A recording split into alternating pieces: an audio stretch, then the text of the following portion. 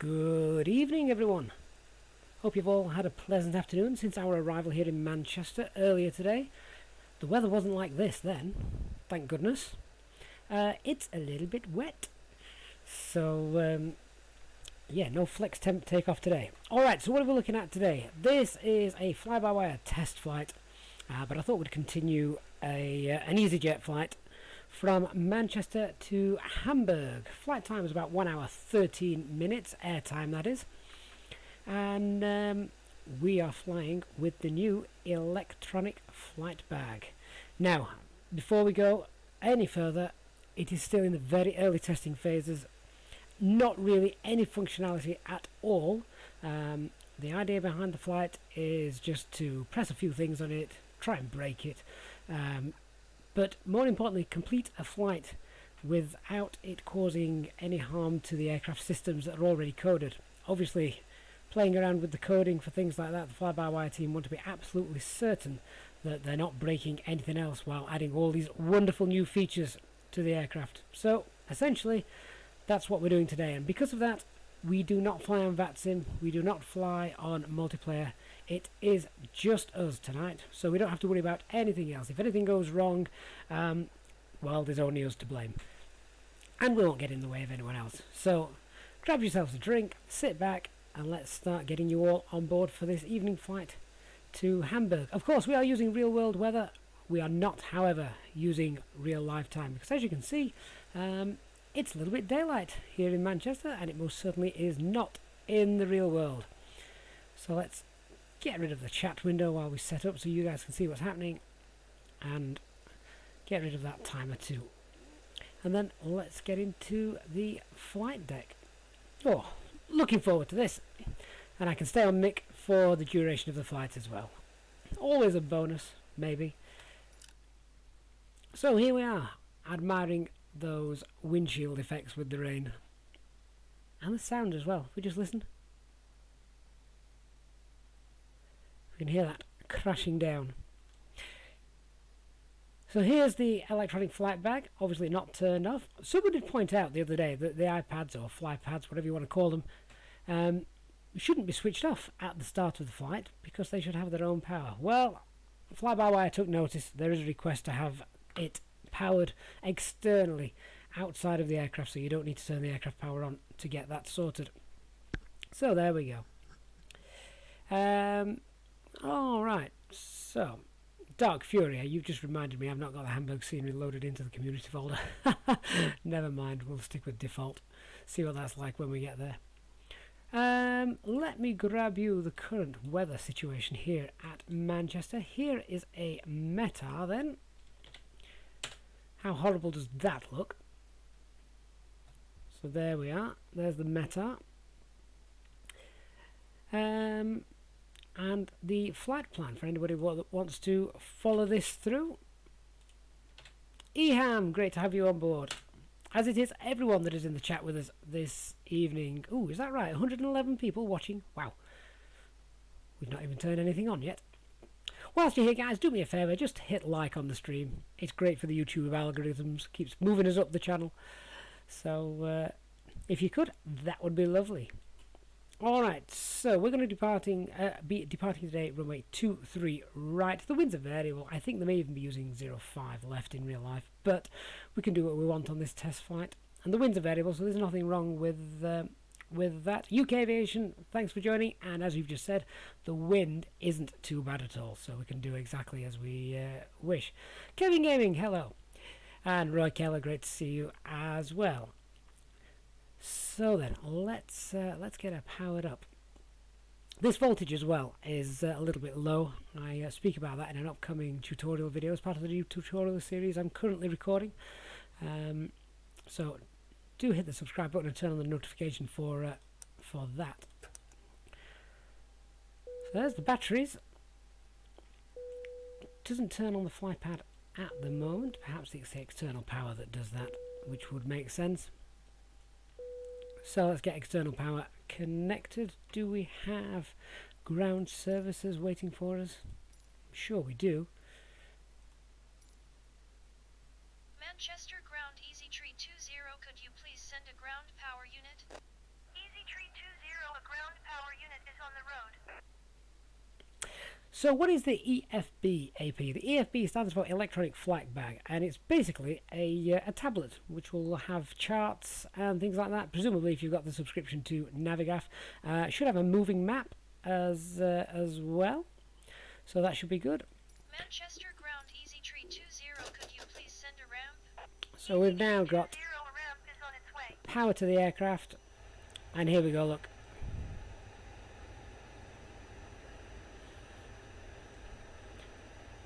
So there is the dashboard, and at the moment, as I say, not very much is moving. I can move the map around, but as you can see, that's actually in the wrong place. We're not really in the US of A. So there's nothing we can do about that so far, I don't believe. But that looks like it's got a little bit of weather loaded in. Look at that. Can you see the weather on there, guys? Automatically keeps sending me back to America, so I can't. Can I drag this all the way across? So yeah, there's still as I say, it doesn't have any functionality. And remember, guys, this is a test version. You cannot download this just yet. I'm part of the QA team, so I'm lucky enough to get my hands on this before it's released, so please don't ask me where you can download this. It is not yet available. Okay, so we've got dispatch there as well. It gives you basically the range, fuel weights, the engines, max cargo, etc, etc. So the load sheet, should that be there, fuel, payload, flight in op at the moment. Performance, who knows, they may have a flex temp coming. Calculator, that would be good. Company for sim brief. And I'm presuming they may even start, at the moment it doesn't have functionality, but we may be able to open the doors as well, things like that. There's a little pushback feature down there as well, so that could be quite nice. Yeah, the EFB would be fantastic in VR, really, really would. So that'd be great. Alright, so let's, what's he doing? Is he coming to come and let our passengers on? Oh, with no jetway, they're going to be soaked once they're on board. So let's go through. The idea is still to do everything as we would a normal flight. So we're not really skipping over anything. We're going to be flying everything exactly as we would be doing. So let's crack on by getting rid of all these lights. We check the voice recorder as well. So start the ideas aligning. 1, 2, 3. Come down here, turn the nav lights on. Passenger signs coming on. No smoking, no electronic devices, and our emergency exit signs are now armed. We could also turn off the, turn on the fuel pumps. External power is on. We'll start the APU in a while. Don't need to get that going just yet. It's not like the passengers are going to be boiling, is it? Okay, so we've got our exterior lights on. Probe window heat. It's not really cold enough. We're not frosting up. We don't need that. So let's do our fire checks. Engine 1. Engine 2. And the APU. Magic Gnome, will you be able to move the EFB in the flight deck? What, you mean pick it up and throw it around? I think that's probably going a bit too far. We probably don't need to do anything like that. So that's not too important. So that's our engine fire test. We can start getting the APU running now. We've done the test actually. Wait 3 seconds from pressing the master to the start button. 1, 2, 3. There we go. And pop some overhead lights on as well. Alright, moving down to the central instrument panel. Let's turn up the standby instruments. Check the clock. I'd say check the clock. It's not showing the right time. Of course it's not. We're not flying on live time. Just live weather. And anti-skid is on. Have a looking down at the pedestal then. The audio control panel. All is set good. Cockpit door is currently open. Switching panel is normal. Thrust levers are back at idle. Engine master is off. Engine mode selector is normal. Parking brake is on. And the we can't do anything with the gravity gear extension, but it would be stowed. Transponder, or we can set that if we wish to anything we want really. And the radio management panel is all fine. Let's have a look at the glare shield then, and coming up to that, so our QNH is 0988 hectopascals, which is very, very low. Toy Story, are they also working on the tablet with a QWERTY keyboard? I think I did see something about that in the chat, so that may be coming as well. But don't quote me on that. So 988 hectopascals. We'll turn on those constraints. Have a little bit of illumination. And turn that up as well. 5,000 feet is our stop altitude as well, so that's quite nice. I can turn on the pointer if you wish to see that. I don't normally have it on just for flights, only for the tutorials, but let me just pop this on. Capture the cursor. Okay, hopefully you should be able to see where I'm pointing to now. You've not really missed anything. The interesting bit comes up setting the flight management computer in a while, doesn't it? Alright, so the instrument panel then. Let's start to set this up and get a little bit of brightness on here. Both sides. And our IRS alignment should be complete in about 7 minutes or so. Alright, I'm going to hold there and we're going to start getting our passengers on board.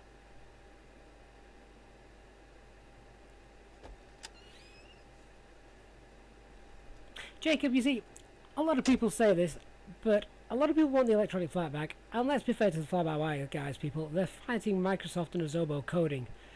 They're doing it all in their own time, all for free, so I think anything they can help to add to the immersion of the simulation is fantastic.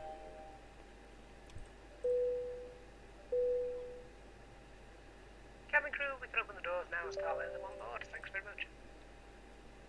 Thomas, good evening from Hamburg. Excellent. Well, that's where we're flying to. So, would you mind telling me what the weather's like there? Is it better than what we've got here in Manchester? Okay, so our passengers should start boarding in a moment.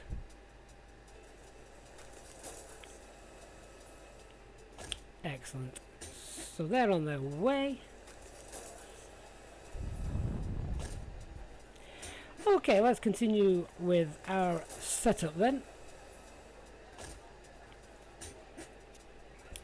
Let's come down here to the McDo and the flight management guidance system. They're going to continue to fight with that door unless I just request that ramp connection again. That's a self-loading cargo thing. Nothing we can do about it at the moment. So they'll continue to board whilst we go through this. So first thing we want to do is have a look at bringing our SimBrief flight plan in. Let's just clear the scratch pad. I'd love to see a takeoff calculator in the FB as well, Alex. That would be fantastic. Alright, so SimBrief flight plan. Init press. In fact, just before I do that, I am just going to check that there are no extra options here for the tablet. I don't believe there are. No, I didn't think so.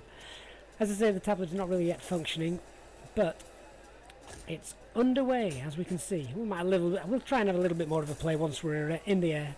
Of course, the idea of the test flight is to try and break it.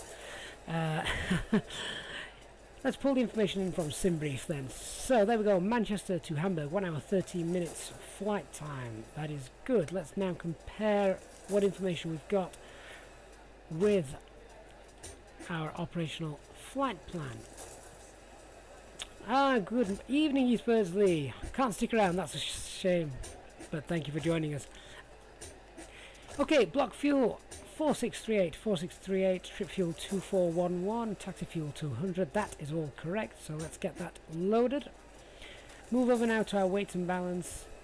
So the payload is 17784. That is correct. Zero fuel weight 58.8. That is correct. And 171 passengers and a zero fuel weight centre of gravity, just the standard 30. So we can get that loaded. Once we've loaded that, we then check our gross weight up here and check that with the operational flight plan. The gross weight is currently 63.3 tons and our takeoff weight is going to be 63.2 tons. So that's all good as well. Alright, so we check the aircraft status. However, we've actually got an old navigation database here because we've not got the update yet from Microsoft. Nothing we can do about that, so let's move on to our Init A page. This is where we pull the information into the actual flight management guidance system. So, init request. There we go. So, Manchester to Hamburg. Let's put the alternate in, which today is Copenhagen. Echo. Kilo. Charlie Hotel. I'll just change the flight number on that as well to EZY34 Alpha Mike. If anyone wondering why, that should actually be the call sign, not really the flight number, just because the call sign, if we were flying with ATC, would be EZ34 Alpha Mike. And you will probably know that flight numbers and call signs do differ, but whatever you put here is what is sent by the transponder to the air traffic control, so that's what they want to see. Cost index of 8, that is correct. Flight level 350 and minus 51 degrees. Excellent. Okay, so I want to put in here the Mike Charlie Tango VOR, Mike Charlie Tango VOR, and I'll explain why when we do our departure briefing. There we go. So that's the Mike Charlie Tango VOR put in the RadNav page. Let's have a look at the flight plan. So we are departing Manchester, runway 23 right via the Sonics 1 Romeo. Sonics 1 Romeo departure. That gets inserted. And then we'll be plan to arrive in Hamburg on runway 05, the ILS approach. And it is the Ribzo 5 Alpha. Ribzo 5 Alpha via DH257, that is correct. Insert. Excellent. Dark Fury, you are right, that is not altitude. But flight, SimBrief is actually very good at making sure you've got the correct altitude for different airspaces that you're flying through. So I'm going to trust that. Plus we're also on our own as well. Alright, so let's return. We've already done the RadNav page. And the ideas are now aligned, so what we can do is come up here and check that all that coding looks accurate. So we go to the flight plan page and check this along with the... just flick through this. So there's the departure. It's a right hand turn on departure, over to Sonex, out over the North Sea, back down, and see, that's our actual published approach into Hamburg. As we're on our own, we will probably make a little, we can probably look to make a little shortcut across from Sorren over to, say, Delta Hotel 215. So, yeah, the beauty, to be fair, you probably wouldn't really fly that approach anyway. Real world air traffic control would give you a very, very similar shortcut. Okay, so with that, let's go back to the ARC mode. And that's the flight plan, all coded in and looking good. Let's go back to the McDo and have a look at our Init B page. So the fuel, zero fuel weight for our takeoff today is 58.8, so key that in, 58.8. Whoops, try that again, 58.8, and we also need the zero fuel weight centre of gravity, which we're just popping in at 30. And you can always do that, that's just a bog standard zero fuel weight centre of gravity. Next then we're going to have a look at the trip wind, which tonight is a nice tailwind of 41, so T41. Hi, Captain. All passengers are on board and doors have been closed. Thanks a lot. Wonderful, passengers are all sorted. Okay, now we can hit the fuel planning button and see what it's telling us we need.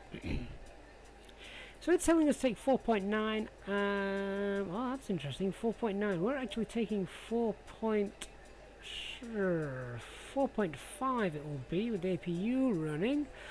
Realistically then, if that's telling us 4.9, we need to make sure we take that. So we need to do a couple of changes. So if we open up the fuel page here, let's see if we can get this to work. So what fuel do we currently have on board? We've got 4, 5, 60, and we want 4.9. The problem with this is, of course, this slider's not great. There we go, that's close enough. That gives us a gross weight now of, see, there's the problem for that. The problem for that is that because we're importing stuff from SimBrief now, then we shouldn't really have to touch this at all. I know how we can do this. Instead of doing it that way, this is what we need to do. Alright, so let's go back to our McDo menu. Go back to the ATSU, go to the AOC menu, performance, weight and balance. So block fuel there, we can change this to 4900. Let's change that. Let's load that in. There we go. So that's now been loaded. We shall also just reload in our passenger weight. So there we go. Our gross weight now is 636. Our takeoff weight is going to be slightly higher. So we just need to be aware of that. Let's now go back to our init B page and confirm that we're going to take 4.8 tons of fuel as it has told us to. So block 4.8. Let's pop that in. Confirm the block actually. You can either press confirm block once you've got that, or you can actually just type it in 4.8. Pop that in there. There we go. So now that's telling us we're going to have a takeoff weight of 63.5. So it's going to be about 300 kilograms heavier for takeoff. Not that that really matters, just because we're using Toga takeoff, so we don't need to recalculate our flex temp. Alright, so there's our trip fuel and our alternate.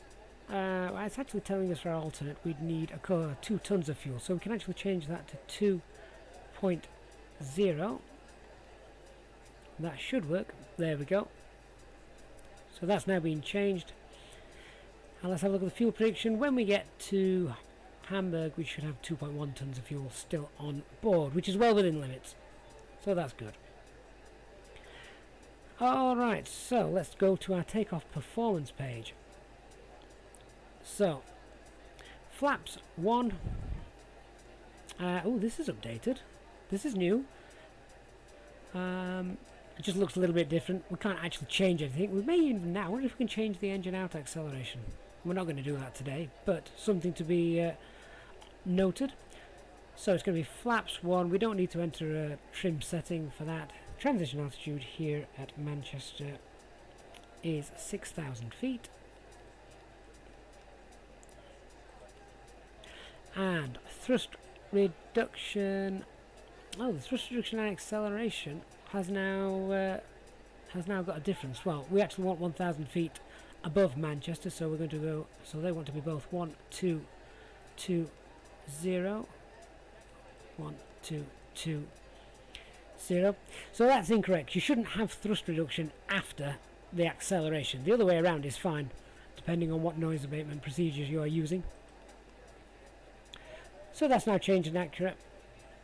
We can leave the flex temp blank, as we're not going to be doing that. That's nice that that no longer is defaulted to 20, however, so that's great. Alright, so let's calculate these V-speeds. 135, 131, and 130. Alright, so that's the takeoff performance page, all complete. We're about ready to start pushing back. Let's just do a quick departure briefing then, make sure nothing goes wrong. What I'm going to do as well, let's just have a look over here. Nothing has been imported yet. No, we can't link the McDo or SimBrief. I didn't know if if popping things into the McDo sort of changed a few things on here, but don't think it does. Actually, That looks almost like you typed that. I didn't know if there was a flashing cursor there. Was that my eyes? Is there a flashing cursor just there? Oh, hang on a minute. Ah. So, I was just trying to type in my SimBrief password there.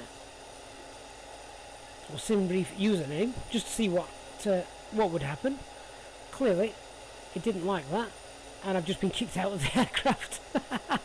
Let's get back in, shall we?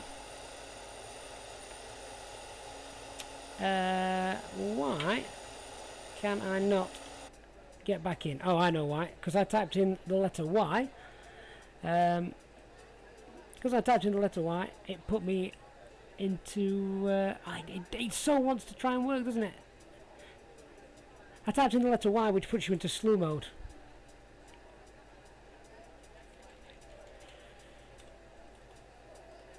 Alright, I'm going to have to get on the Discord and see if we can do that. You can see that I've started typing, but does that work if I type in ES? No, puts me back into slew mode. Alright, well, clearly the feature's there because I was typing away on that. Definitely worth a try. Ground services need to work on the electronic flybag. Quite right too. There must be a way of doing that, you know. There must be a way of doing that because you can see I'm typing that. So... is there a way then, if I backspace that? Oh, I've got EasyJet. Now, if I type in SIM, I don't want to type too many characters at once. EasyJet Sim. I've just typed in pilot, I think. Okay. Enter. Does that do anything?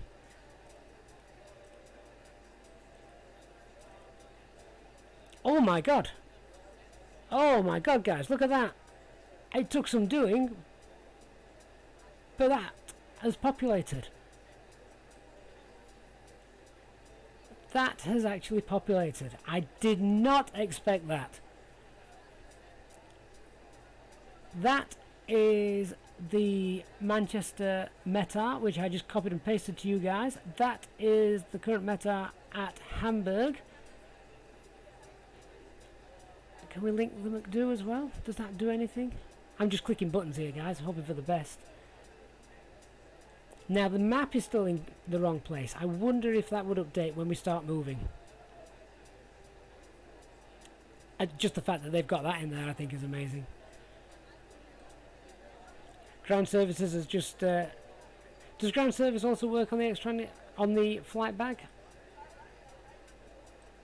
We don't have a jetway there, so... I'm going to guess that's not really going to do anything there. They are there. They're just not currently active. Oh, that's amazing. I didn't think they were going to get that working. Not yet, anyway. But the fact that that is there... Strangely enough, did you see that? Just watch the map. Just watch the map. There. It's set off over in the UK and then zoomed over here. So I've just called the baggage. And no, that's not actually doing anything. Not yet. Not yet. Or I certainly can't get that working. Also depends. I'm clicking everywhere on the screen as well because they're also trying to work out, obviously, certain points of the touchpad to make sure that works. But no. Never mind. I'm quite happy just to have this. I think that's amazing. What will be interesting is, does that update as we move along? Does that update? Okay, so quick departure briefing there. So it's runway 23 right departure, Sonics 1 Romeo departure. Maintain runway heading, and then we make a right-hand turn at 3 miles DME from the Mike Charlie Tango, which is why we've popped that in down here. Minimum safe altitude on departure 3,500 feet, transition altitude 6,000 feet, and stop climb altitude 5,000 feet initially. Okay, let's start getting ready to push back, shall we?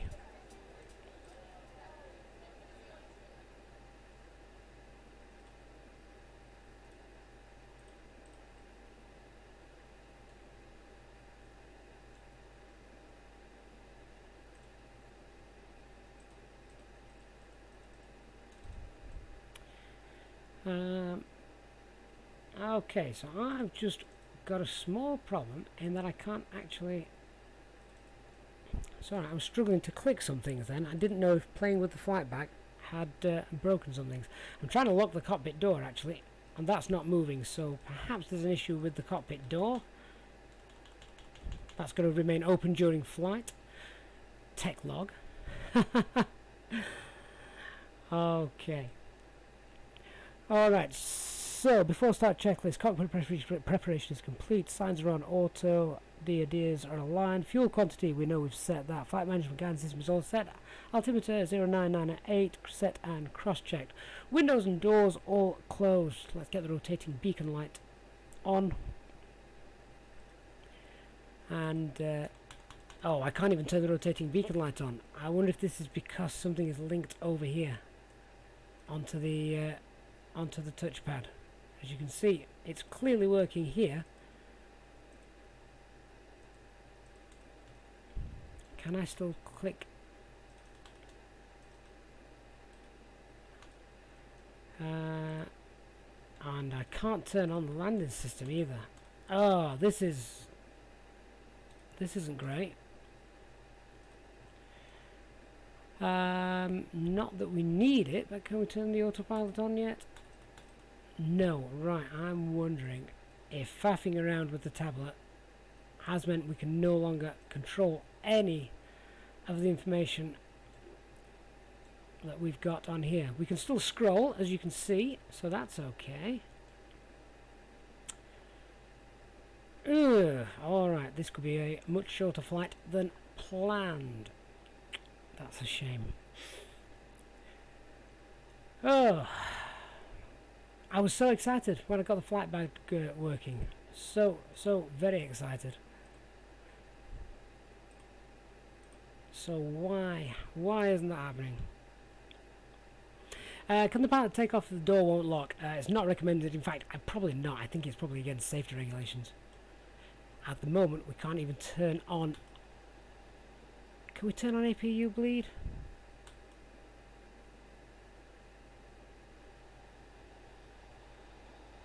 I can hear the APU bleed starting. Can you hear the fans, guys? So I'm wondering if it's just a push button problem.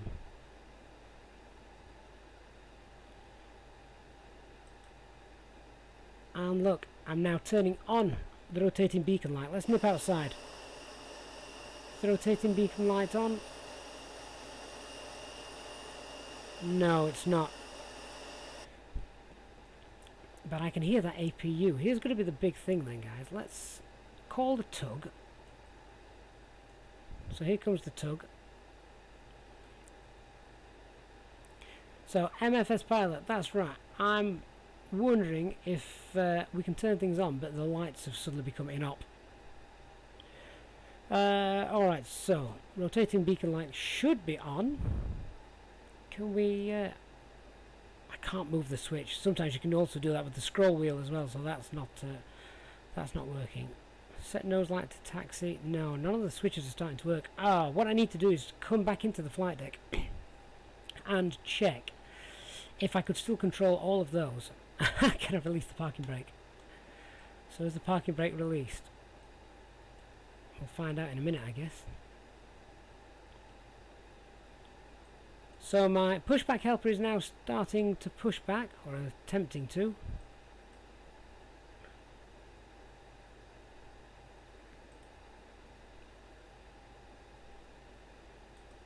So parking brake is coming off, allegedly.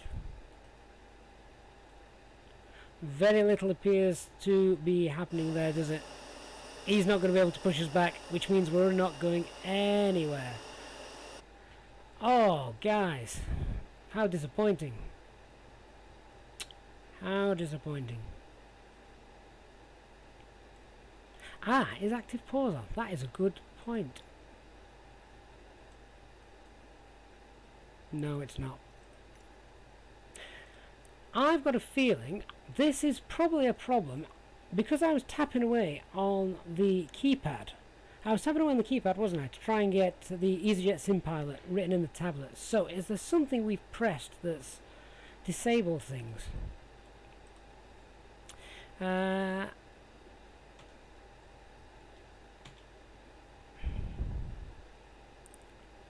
don't know if there's anything we could have done. Obviously you press Yankee, press the Y key, that puts you into slew mode. I'm back out of slew mode now. Still can't release the parking brake. The poor tug. His wheels will be spinning.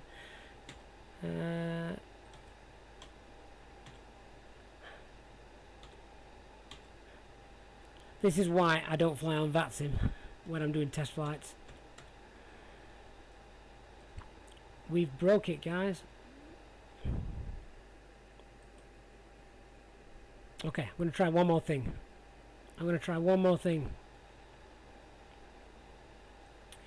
Don't think the sim is on pause. I don't think so anyway.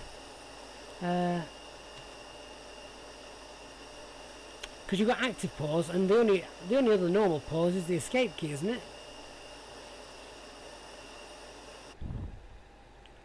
I can't even take off the parking brakes. What I was going to try and do is, can I move the mode selector? See, I've just gone to move the mode selector, and the lower ECAM has turned to the engine page, which is what should happen. So if I start engine 1, again I'm clicking engine 1, the switch doesn't move, and to be fair, it's not firing up either.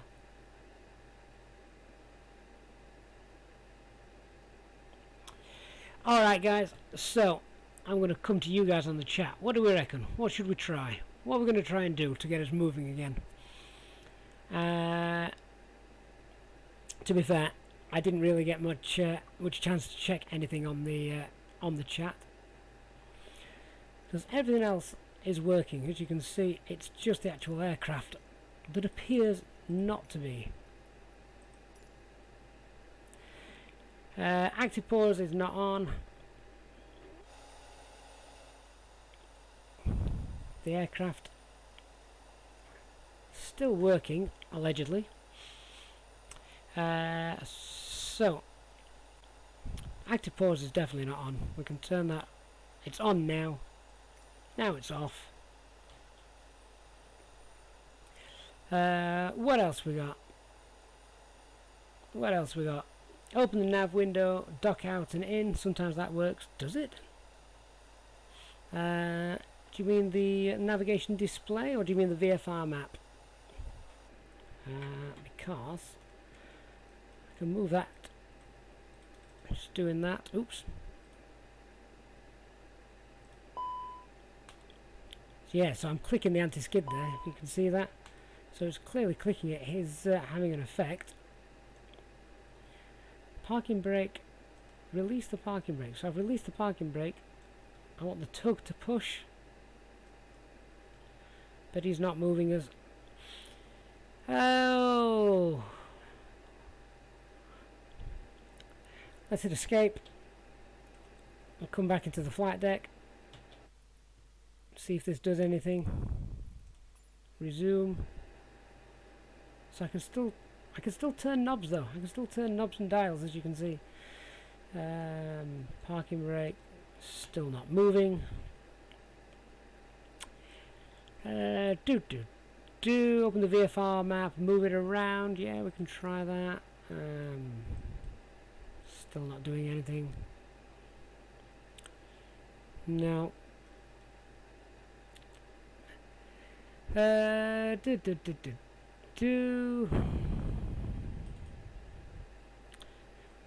Oh, guys, right. So, good news. I managed to get the flight bag working a little bit, but now we can't move. Okay. Tell you what we're going to do.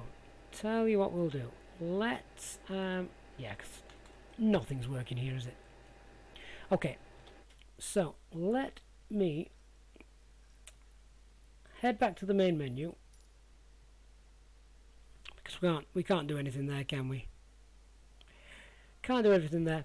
The problem with that is not just that the aircraft wasn't doing anything. None of the knobs were active, which means we're not going anywhere. Okay, let's just quickly spawn back in. And do you know what? Let's. I'm going to choose. I'm just choosing the gate closest to our departure runway, whether we can fit there or not. And let's hit the fly button.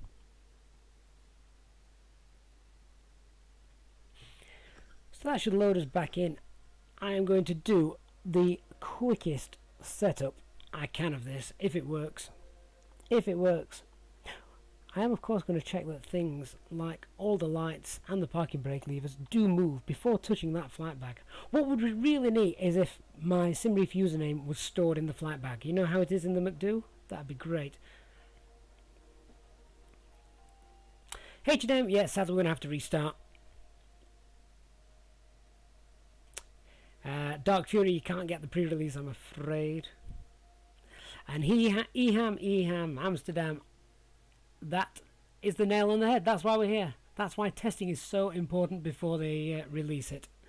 Scandi 941, it is not a multiplayer or a VATS in flight.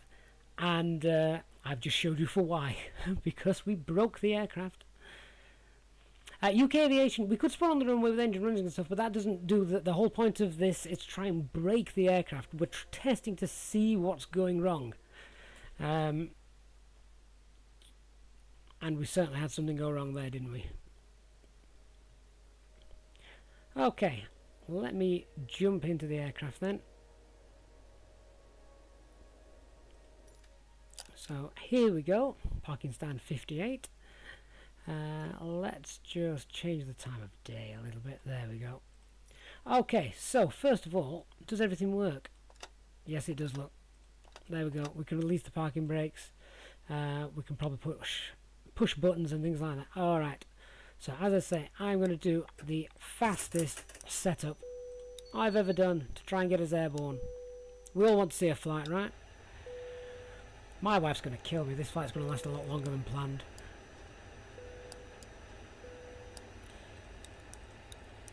So I'm afraid just for a few minutes, guys, I am going to be completely ignoring the chat whilst we get this going. Okay. So let's check. We need to pull this information in again. Init data request. There we go. Let's load those passenger weights in again. AOC menu, performance. I'm actually going to load more fuel than it told us to. Then we shouldn't have a problem later on. 4800.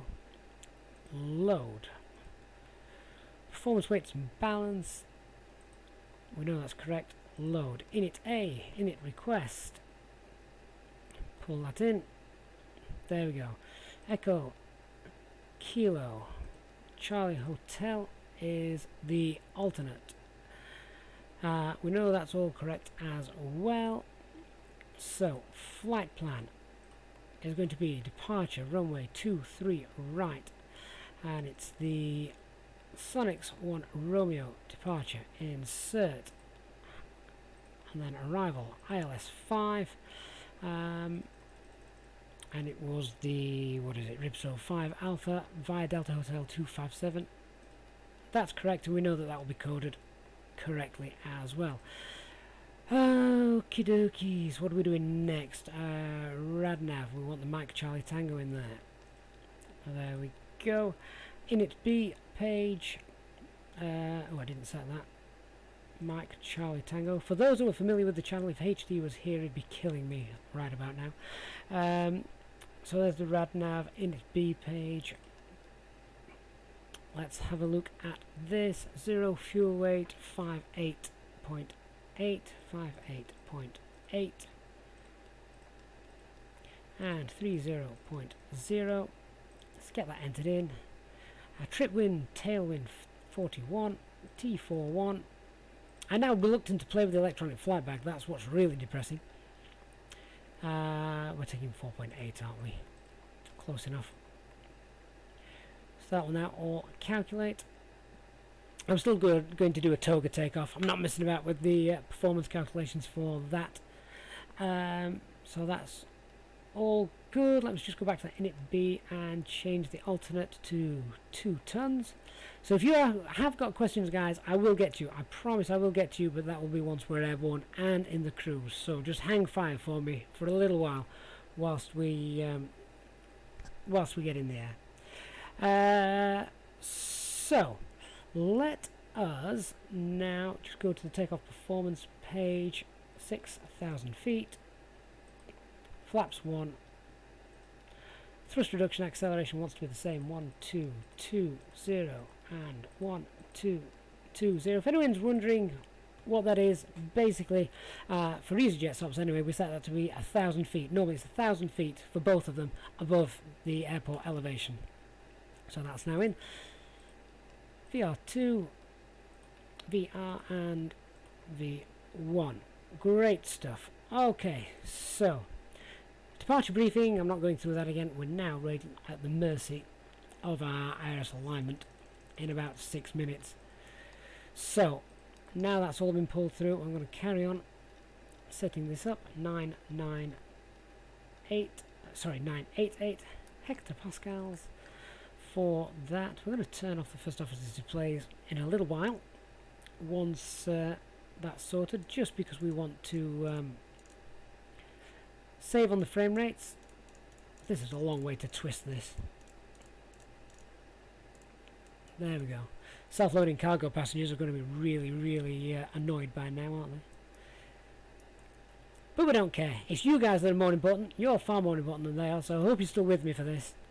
I know it's disappointing when something like this happens. Okay. So, just waiting now for the ideas to align. Nothing I can do to speed that up. So we've got 5 minutes to kill. Quick departure briefing, and so it's going to be a right turn, isn't it, as we said. We've already done the departure briefing, we don't need to do that. Once we can get the before start checklist done, which we can probably do now in fairness. So the cockpit prep's complete, signs are on, ideas are waiting to be aligned, fuel quantity is set, flight management guidance system is set, altimeter 998 hectopascals both side. Let's see if we can get that rotating beacon light on, which we wouldn't do really this early. Oh look, we can click that. Do I dare click anything on here? Do you know what? I may have a little play later on. I'm not going to touch the flight bag until we're airborne. You can speed it up on the McDo menu, yes you can, but you then have to reload, which we may as well, for the sake of 4 minutes and going through all that again, we might as well wait 4 minutes, hadn't we? So, if anyone's got any questions to ask, now's the time. You have got 4 minutes. We can't actually start even moving. You need to be stationary whilst the gyroscopes are all aligned, so we don't want to be moving. So we've got time to just sit and chill. Self-loading cargo guys are pinned in their seats. That's a good point. Can we now lock the cockpit door? Oh, there we go. Transponder code. Yeah, why not? All right. Magic Gnome, so you move it into view while flying and looking ahead. Oh, sort of like pressing the right Alt key and it bringing into a window. I've no idea. No idea. The wrapper, I may drop out of the sky. Well, no, I'll not drop out of the sky. I'll just not have any function of the aircraft. But that could be interesting, couldn't it?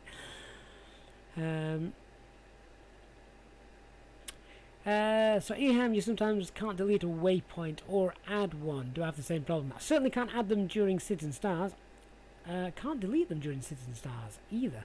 But what you can do is just go direct to basically skip over them. But adding, I agree, is a pain. You can add them during the actual flight portion, but you can't add them in SIDS and stars. Dave, thank you very much for your kind donation. We're doing our best. We're going to try and pull it back, and we'll get going ASAP. Okay, so we've got about 3 minutes to wait. Let's get the APU going, and you know what? We're going to get these engines started. Oh, Devrim, thank you very much. What you need to do, if you can't donate either via the super chats or the super stickers to the stream, you can donate via the PayPal link, which Nightbot throws up occasionally, or you can check that out in the channel's About section. So thank you very, very much for that. Okay, so rotating beacon light is on, and we're going to request, we'd request a special request now from the ground crew to start engines prior to pushback. So let's just pretend we've done that, and let's engine mode selector to ignition. Thrust levers are idle, very important that we check that, of course. Transponder to auto. APU bleed is on, engine mode selector, ignition, and starting engine 1.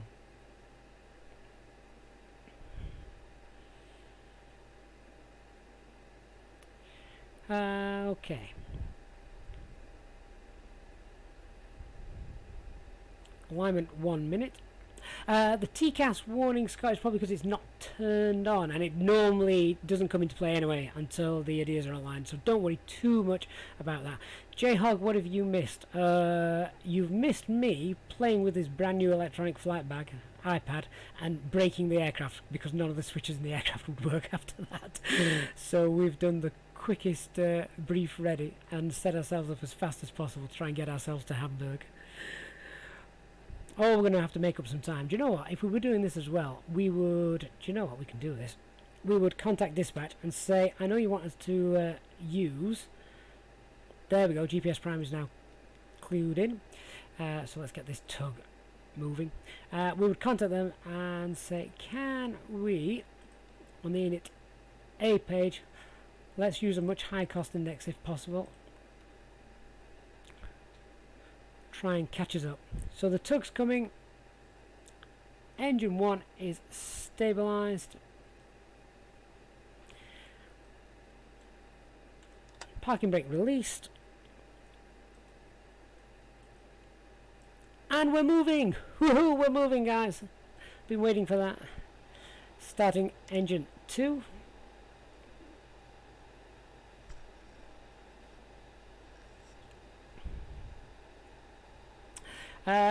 So, Thomas, did you just say the dev version of the electronic flight bag has just been published? It may come on, but I think I do have some sort of increased functionality on this compared to that one. So there's a good chance that... whoa, tug speed, slow me down. There's a good chance that that won't break things. Where's this tug going? Oh, HD's here. God, I'm in trouble.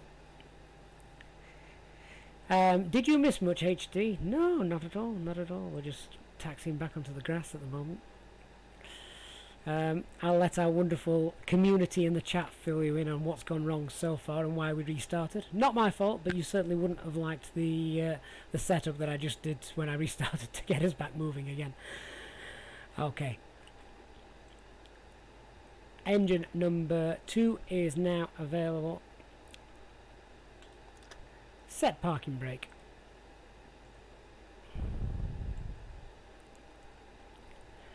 Alright, so both engines now fired up.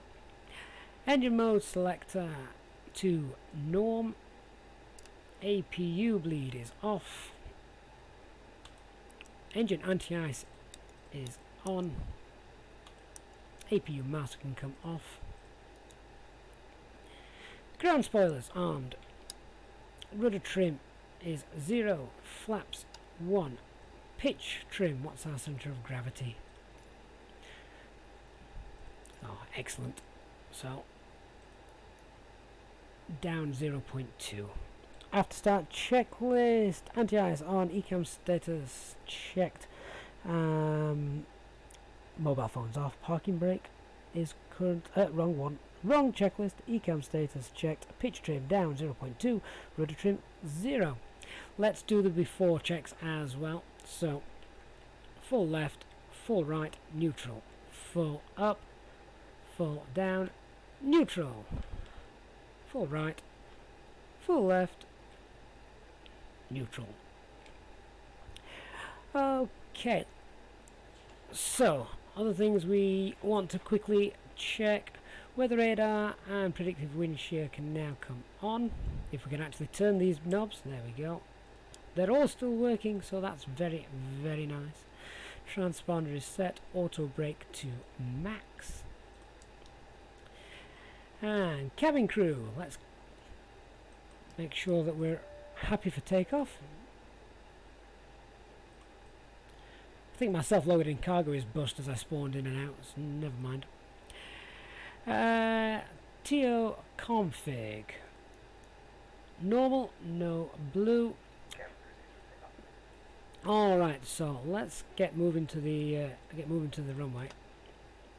And just for HD, I will rebrief the departure.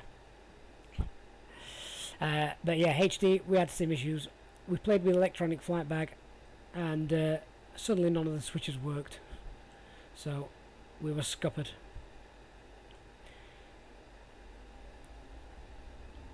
Having to put a lot of thrust on there to get us moving. Okay, so our departure is the Sonics 1 Romeo departure from runway 23 right. Fly runway heading right turn no sooner than 3 miles. DME from the Mike Charlie Tango, that is already on. Just there. Minimum safe altitude 3,500 feet, transition altitude 6,000 feet, and stop altitude 5,000 feet. One of the other things to mention as well here at Manchester is departing from runway 23 right. There is a bump in the runway and you will not be able to see the end of the runway, or you shouldn't be able to see the end of the runway. I'm not even sure, HD, what you would put in the tech log for that one. All switches and buttons stuck. No LED lights illuminating whatsoever in any of the push buttons. So, yeah, we turned it off and back on again, and all's well now. The Rapper, you are quite right. The weather has improved just because we are so late. I'm still going toga takeoff. So, performance hasn't really changed with respects of that. Engine out procedure. God, if anything happens, we'll return back to Manchester as the weather has now improved. The departure matches what we've got in the flight plan, and stop altitude, as I say, is set to 5,000 feet. We're on our own in the simulator as well, so we can carry straight forward.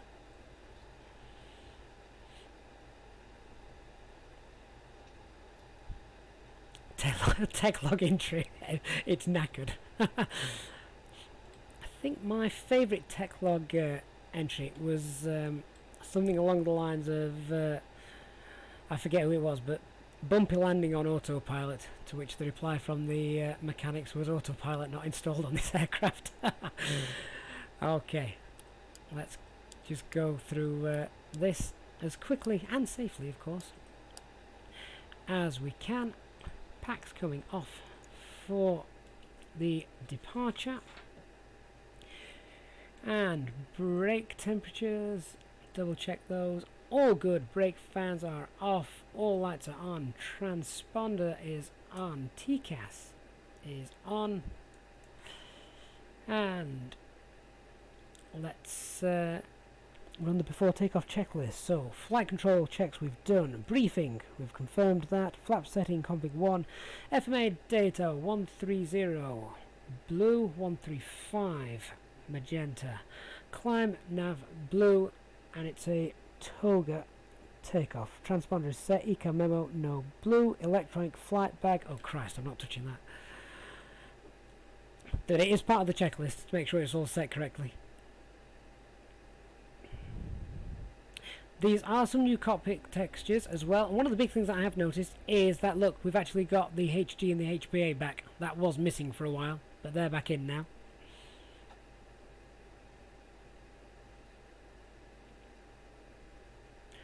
Oh, sorry guys that it's been such a late departure. We've been on the ground nearly an hour, haven't we?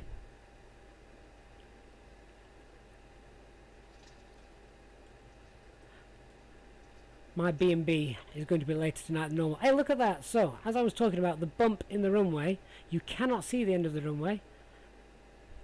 Well done, Mako Simulations, for the accurate representation of that.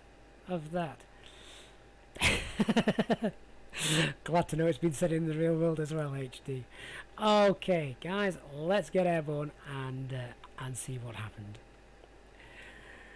So, 50% N1.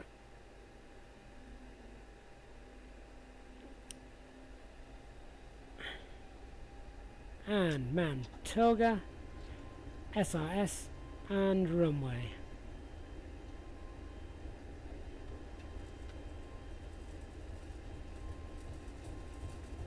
$80 knots. Start pulling back on the side stick to neutral.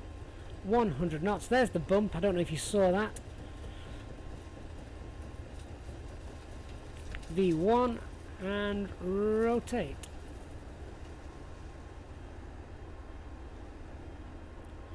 Positive rate of climb, gear up.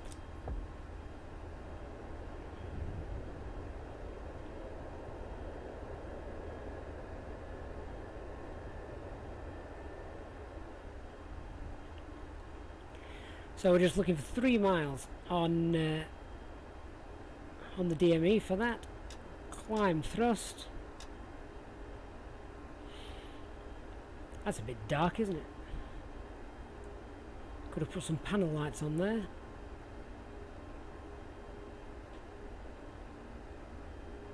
Just watch that nose. Let's lower that a little bit, shall we? Seemed to just come up a fraction too much.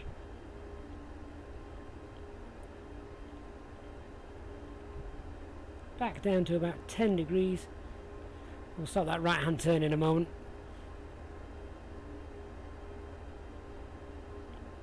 There we go, the speed is now steadily increasing. There's our 3 miles DME. Let's begin that right hand turn.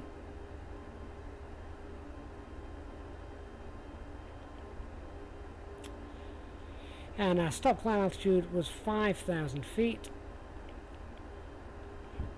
We can just we can just say that ATC has given us clearance to continue our climb, as we have no ATC with us. We're not on BATSIM or anything like that. So let's just go ahead, increase that, and we can now put the autopilot on. Flaps 0, ground spoilers are disarmed. Let's get those packs back on as well.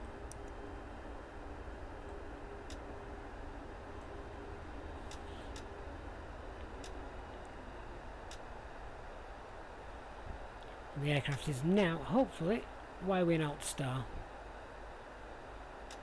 Oh, there we go. Now we're climbing again. Are we in climb thrust? Check that detent. I can hear my thrust lever clicking around.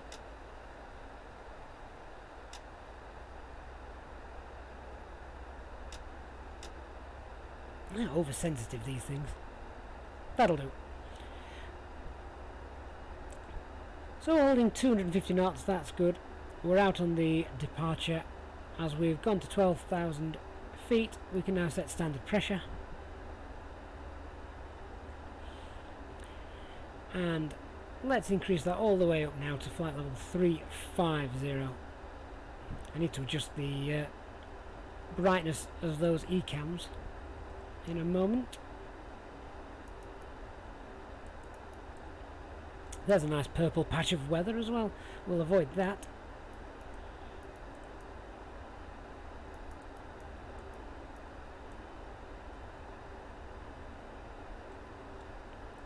And about to pass 10,000 feet in a moment, so that's fine. Climb rate, up to 4,000 feet per minute. We'll happily handle that. We'll actually go above, really, but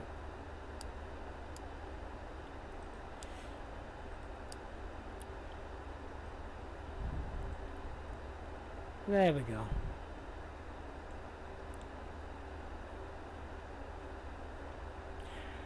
Oh, we're finally above the clouds. We're on our way. Tell you what I didn't do before I got going. HD, did you notice I didn't start the chrono? Not that that matters too much for this flight. Renew reviews. How did I fix the problem? If you disappeared for a while, we restarted. We restarted and I did the quickest cockpit prep setup I have ever done in my life. Vector, does anyone know where I can turn on the tablet? No. Because, although someone has just said it has been released in the dev build. I hope not this version, because we broke it, didn't we? So, alright, let's begin trying to touch the tablet, see what happens.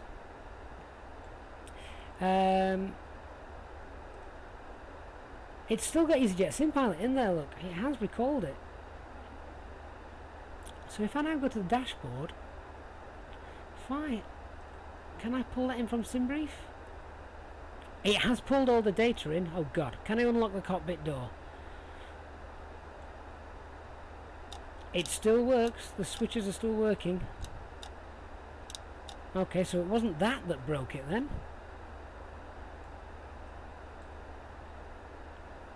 Clearly, of course, the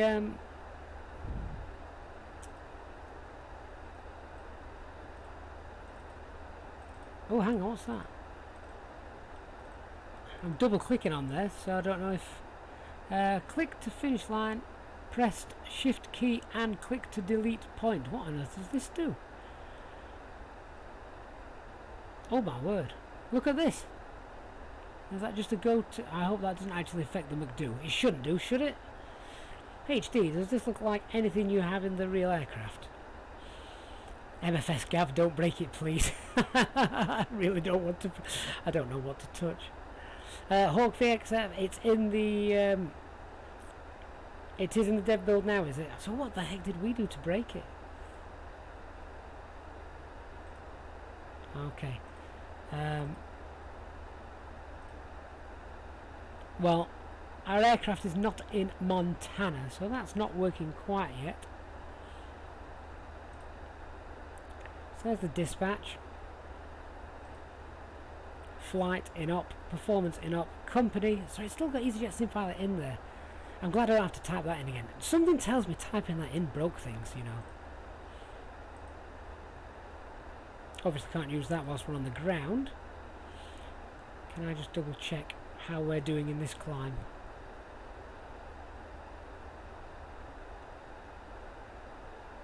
Just past Denby. I don't live too far away from there.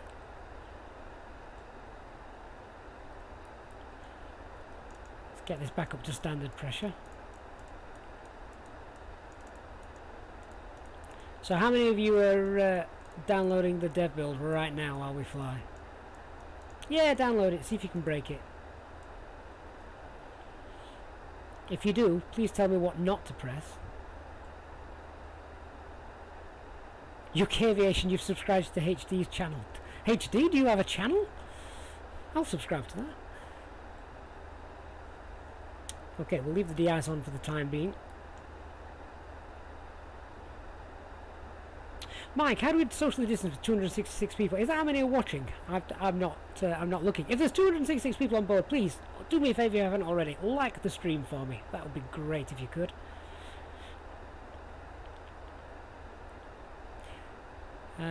Okay, so HD, are we Cat 1? Did you say for Hamburg? In fact, you know what? I've got my trusty EFB there. So Cat 1. 6,000 kilometers visibility, light snow, scattered 700 feet, and broken 4,000 feet, -1. What would be nice is if I could somehow update this.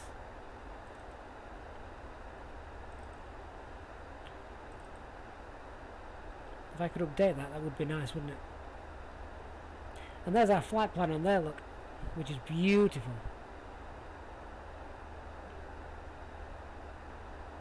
Oh, HD, that's quite sad. That would have been awesome to see. That's interesting. Have a look there. See the Zulu time, 21:14. That's the Zulu time. That is correct. So that obviously flies off Zulu time and not simulator time, because I've changed the simulator time. Obviously, we're flying in the daylight at the moment. That is so cool, though, isn't it? This is going to be immense once this is working.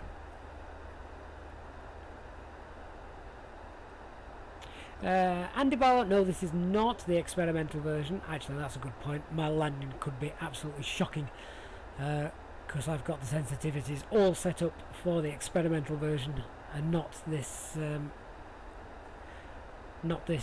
test version.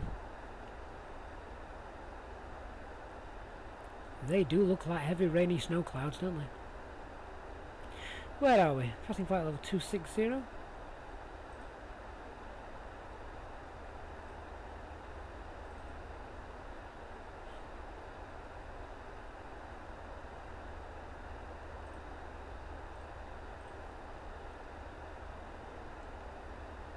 All looking good there.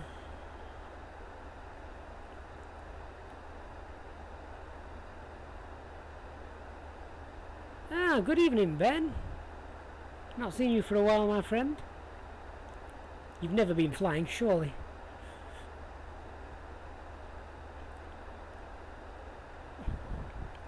Okay, we can get rid of the anti-ice now. Temperatures are low enough.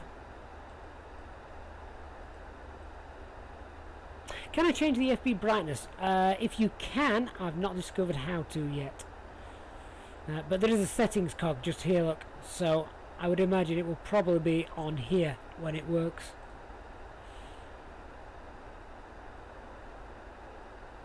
I'm trying to work out if that airframe is moving. I don't think it is.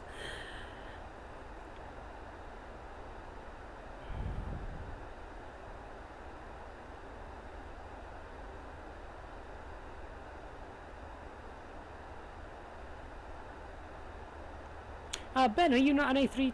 Have I got you confused with somebody else? I apologise, I thought you were a pilot.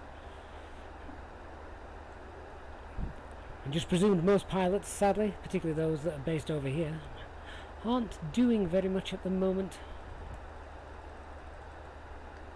Sam C, it did remember my sim brief, yes. Yes, it did. Oh, wow. CU974, look at that. That is the SimBrief flight plan. So we got the fuel and the payload, anything like that? No, not yet, but who cares? That is awesome, guys. Goodness me.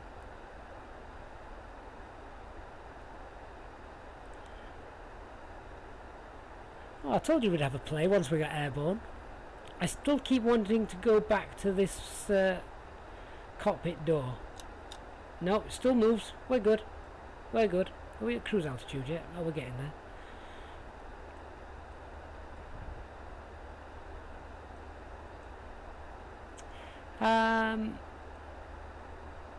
Oh, see, Ben. I did remember correctly. Fantastic. Okay, so clearly that just pulls in the OFP from SimBrief, which is a really nice touch.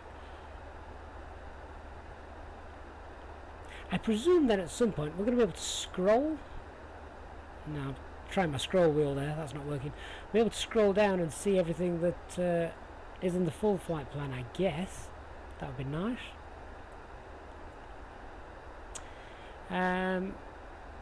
Wow, that is amazing, isn't it? Oh, I'm so glad we restarted. I'm really glad we restarted. There was a point I was going to call it a night and say, never mind. But I'm almost convinced that typing on the keyboard, Easyjetsimpilot, into the company page just here is what broke it. But it's remembered it. So that's the main thing. Every time I go back to the dashboard, just watch the map though. It starts out there. It starts in Europe. Maybe not exactly where we are, but close enough. See, we can click and drag the map, but it will always take you back to where it thinks you are. See? So we can zoom in. How close can we zoom in? Yeah, so that's not moving. Or is it? We'll keep an eye on that just for a minute or two, see if that's moving. That moved. That aircraft just moved. It's in the wrong place, but it moved. It's also flying the wrong direction. It's flying west when we're flying east. But aside from that, it moves.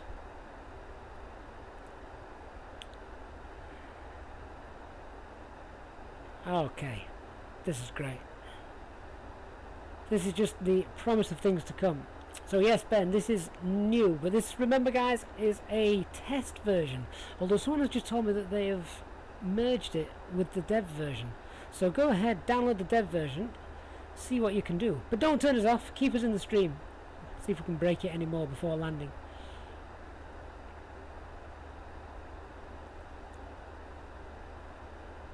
But that aircraft is moving, it's just not moving in the right place. Right, I've just heard the engine's rolled back, so we must be at top of the climb, entering the cruise. So, should we release those passengers? We've been sat there watching the flight back. We've just ignored all of them. Let's just cycle through these SD pages.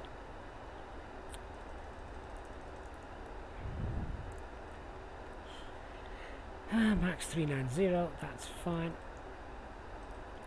The cycle button still doesn't work, so we'll just do this manually. So, engines, bleed, pressure, landing elevation auto, that's fine. APU on, battery 1 off, standard. Hydraulics off. Fuel is fine, APU is obviously off, and we've got a decent temperature for the passengers as well at 23 degrees.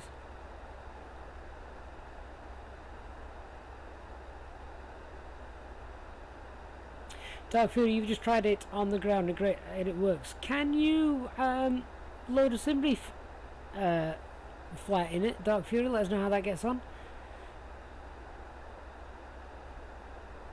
Scott, could clicking the ground service button be the reason it broke? I don't know, but it's as good a theory as any, isn't it? Timothy, how do you get the weather radar on the second screen? Second screen, do you mean over here on the first officer's screen? I actually turn those off because they save frame rates. But the weather radar is controlled down here, so that will put it on both screens. SimBrief loaded in fine, no issues. How did you type your username in? Was that just using the keyboard as we did here?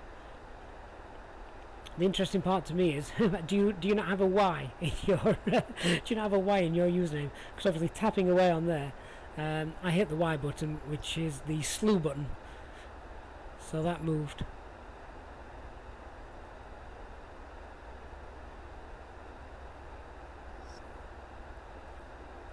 So Marcus, typing in the name of the company page didn't break it for you, just downloaded the dev version. What I want someone to try and do is, if you sat there in the simulator and watching the stream with me, is try and type in my company name. So Easyjetsimpilot.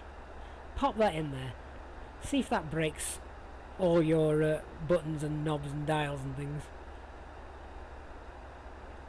HD, we contacted our dispatch and requested a cost index of 60 because we're late.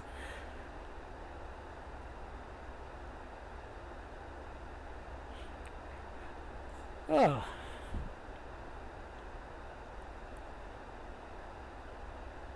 So Dark Fury, yeah, you did the same. You popped the Y in. It did go to slow mode, as did ours, but you could return to the flight deck easy enough, and it didn't break. So what did I do? I obviously have clicked on something, and we need to solve this for the FlyByWire dev team.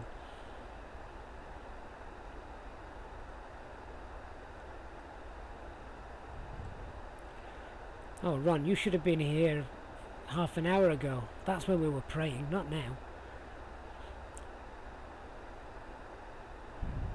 MFS pilot, you calculated we're about 25 minutes late. Ah, that's alright. I'll take that. 25 minutes late to my B&B though. That's no good. Mike, that is a very good question. When is the UK update now due? Is it the 10th? I want to say 10th. I may have made that up. 10th of Feb. I'm almost certain it's next week sometime. Antrak, good evening. Good to have you on board. Oh, Dark Fury says it's between the 9th and the 11th of Feb. Oh, okay. So probably the 16th then. Yeah?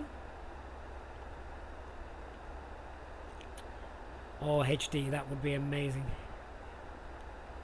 Of course then, the amount the amount of tutoring that would be involved then would be fantastic.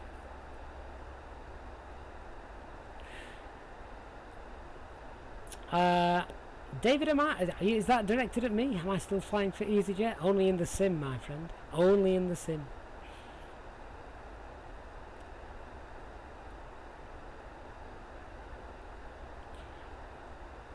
Okay. We do need replay mode. You are all quite correct. We need replay mode. Can't wait for that. Have they said when that's coming? I think there's an app coming out, or a mod or add-on, whatever you want to call it, that's going to bring it in, but obviously it'd be much better if it's from the simulator itself and all integrated correctly. Rock City Strong, yeah, download the latest dev, see how you get on.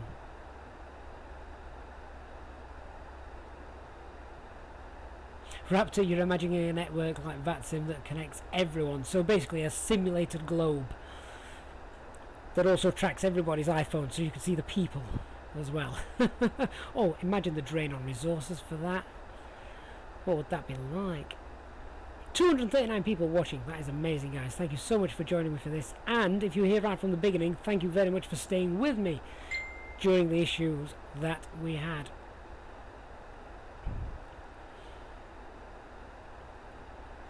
We're in the air now. Now, there is actually a particular reason that I picked Hamburg.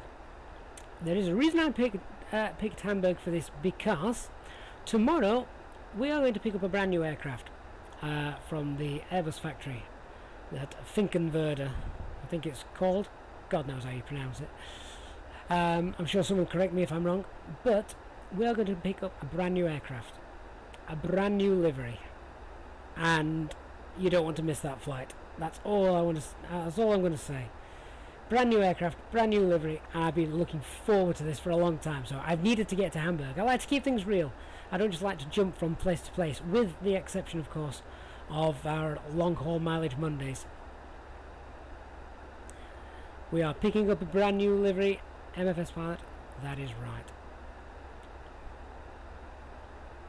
Perfect wording, Marcus. Thank you very much. Finkenwerder. Picking up a brand new aircraft for our future streams, and I'm very, very much looking forward to revealing that to you all tomorrow in tomorrow's stream. So that will be a daytime stream at the usual time of, it's usually between 10:30 and 11 AM Zulu time. So I'm looking forward to showing that off to you tomorrow, and our new aircraft. FlyByWire is free, Smurfy213. Let me grab you a link, my friend. Of course you can Google it, however, I'm a nice guy, so there it is. Aviator Adam, does the tablet screen work, or is it just the menu screen? Well, some things are working more than others. Look at this. I can't turn the brightness up, so I'm sorry I can't do anything about that. But can I zoom out on here? So that little aircraft is moving. It's not in the right place, but it's moving. It's not flying in the right direction, but it's moving. But all this information is absolutely bob on. So there's our flight number. We departed Manchester. We're off to Hamburg. Estimated time of departure, arrival time. Ignore those because they were set in SimBrief. So if I'd have set those correctly in SimBrief, which I guess I'm now going to have to try and do if I'm using this version. Yeah, and all the weather is correct. Don't know how you update that. There will be a way to update that, of course, I know there is. That may even be on the dispatch page or something like that. There's our load sheet. That is all correct from SimBrief. And fuel and payload are yet to come. Flight is currently in up. Performance in up. Company, that's the SimBrief username, which Dark Fury said entering that didn't break it. So I've done something else to break it. I wonder if it's these buttons here. I was rapping away on these to see if I can get any of them working. I wonder if it's that. We might have a play in Hamburg. 5 stars wanted. I do have a settings video which will explain everything that I do settings wide.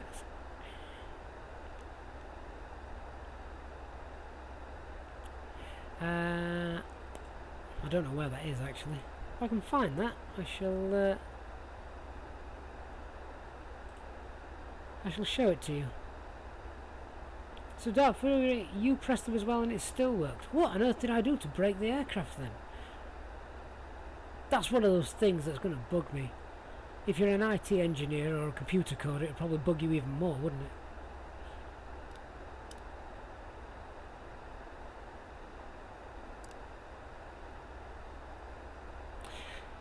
Okay, we best start talking about our arrival a little bit. So, where are my charts for this? Okay, so we want to be 4,000 feet at Delta Hotel 257 or above. So we could probably aim for about 5,000 feet actually. That's fine. That's the initial approach fix. Platform altitude 3,000 feet. I'm just reading through these charts.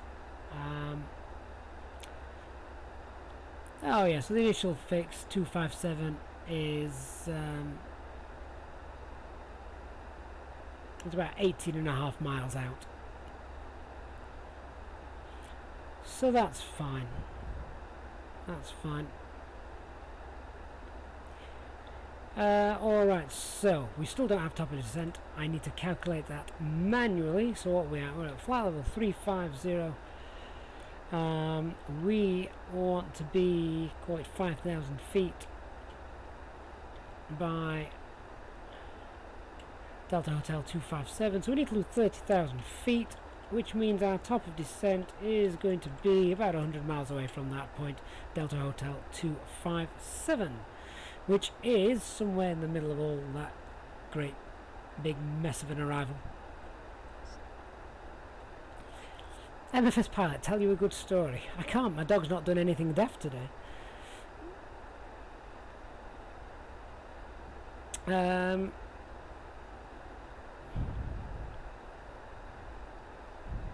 Right, well, this is about the point where cabin crew will be coming around plying you with alcohol, trying to get you to purchase things.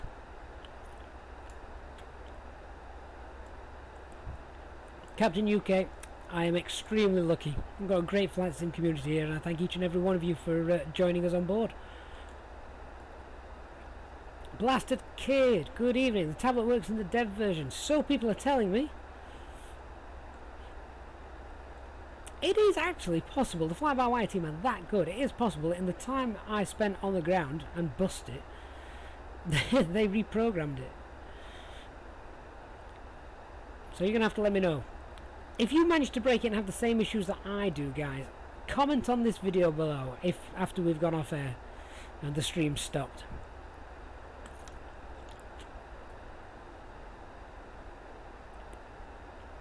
The wrapper, are there any good free charts you can use online?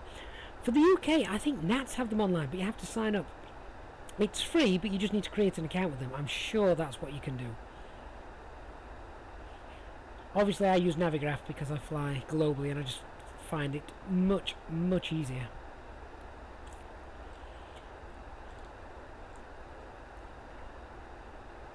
One thing they're not fixed yet, though, is the fuel burn. But I'm going to let them off that tonight, just because this looks beautiful. I wish we were in the right place. I really wish this little blue aircraft was in the right place, but guess we can't have everything. Yep, no, it doesn't automatically update. You have to reinstall it every time you want the latest version.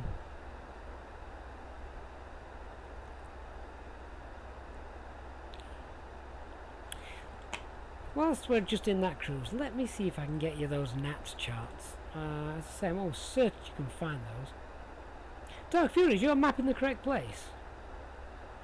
Why doesn't it like me? Mine's not only not in the correct place, it's also flying in the wrong direction. Let me see.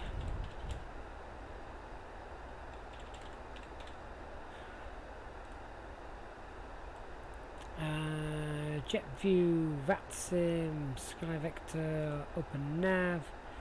Here we go.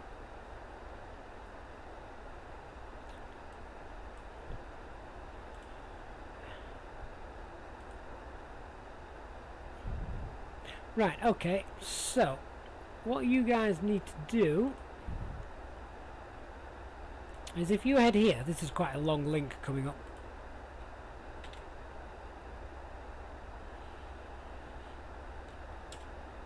Okay guys, hopefully you can see that link, and if you go there you can get all the charts in the UK, that is, but I do think you have to sign up to NATS to be able to get them.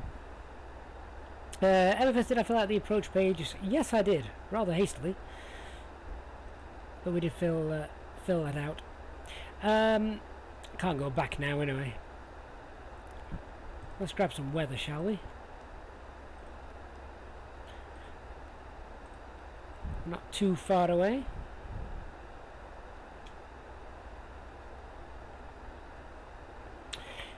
EFB is operational, yes or no? Sort of. It's nowhere near as operational as it's going to be, let's put it that way. But I think it's pretty neat that you can just get all that weather information there. I think that's really, really tidy. And the route as well, of course. It's really, really good. They do fantastic work, don't they? Fly-by-wire guys are amazing. Right, this weather. Messages received. That's the meta. So what have we got? 0606 knots. Wind is quite nice. Headwind for the landing. 6,000 kilometers. Light snow. Alright, let's get that printed off. And we'll fill out the approach page.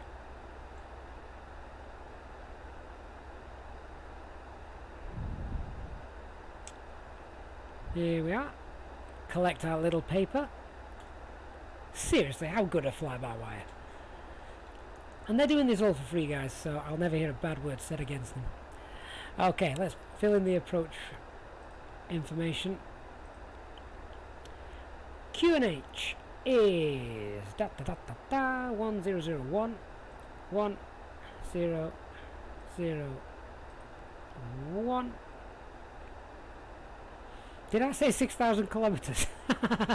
Alright, 6,000 meters, 6 kilometers. QNH 1001. Temperature is -1. Maybe in the space station you'd get that kind of visibility.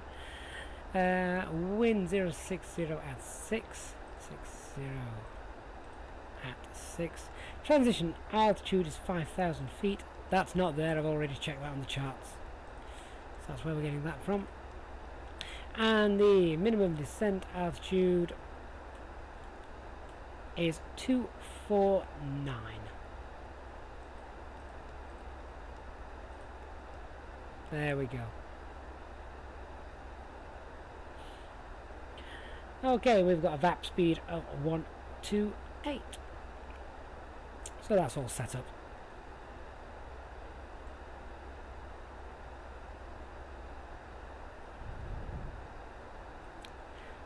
So we're still quite away from our top of descent, which is fine. If I just go into plan mode, I'm going to show you what I intend to do. MFS pilot, the MDA is not on that meta, it is on the charts, I'm afraid.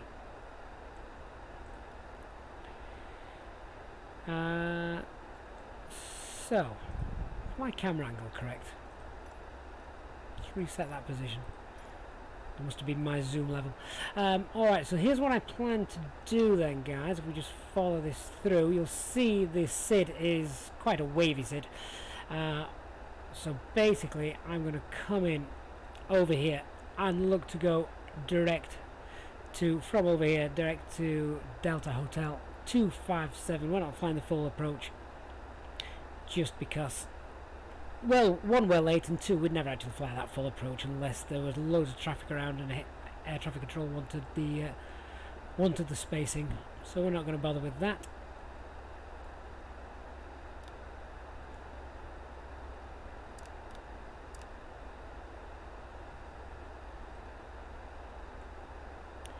Ooh, what pretty colours. I'm just going to turn the brightness of that down a little bit.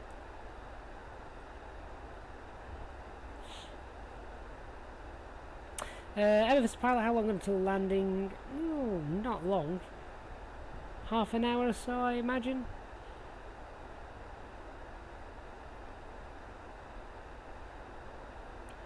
Mutson. Download the dev build and it is working as much as I have demonstrated in this stream. The wrapper, when is the next tutorial going live? Right, okay, so I've already filmed the next tutorial, that will be coming soon, and I want to try and get a couple more done this week as well. So basically, when the simulator came out, I did a load of tutorials just to quickly get people up in the air and flying, but as Fly-by-Wire have come to develop this aircraft more and more, we can start to really delve into real-world procedures, and a big thanks also goes to HD as well for the information that he's provided. And that, and yeah, those basically look at trying to get you flying as realistically as possible. So do look out for those. Hit the subscribe button and turn on the notification bell. Then you'll be the first to be notified when those are released.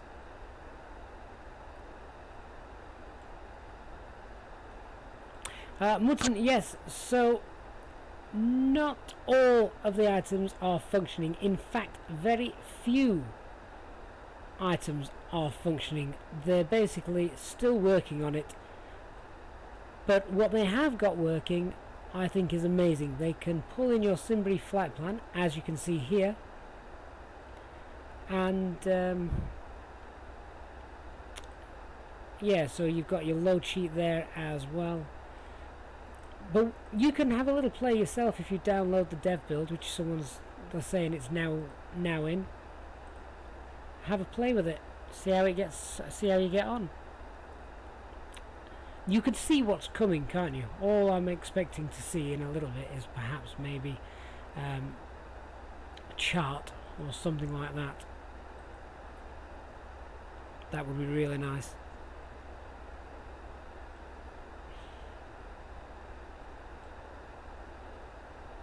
Now, if you want to know where we are, I'll quickly just bring up the VFR map.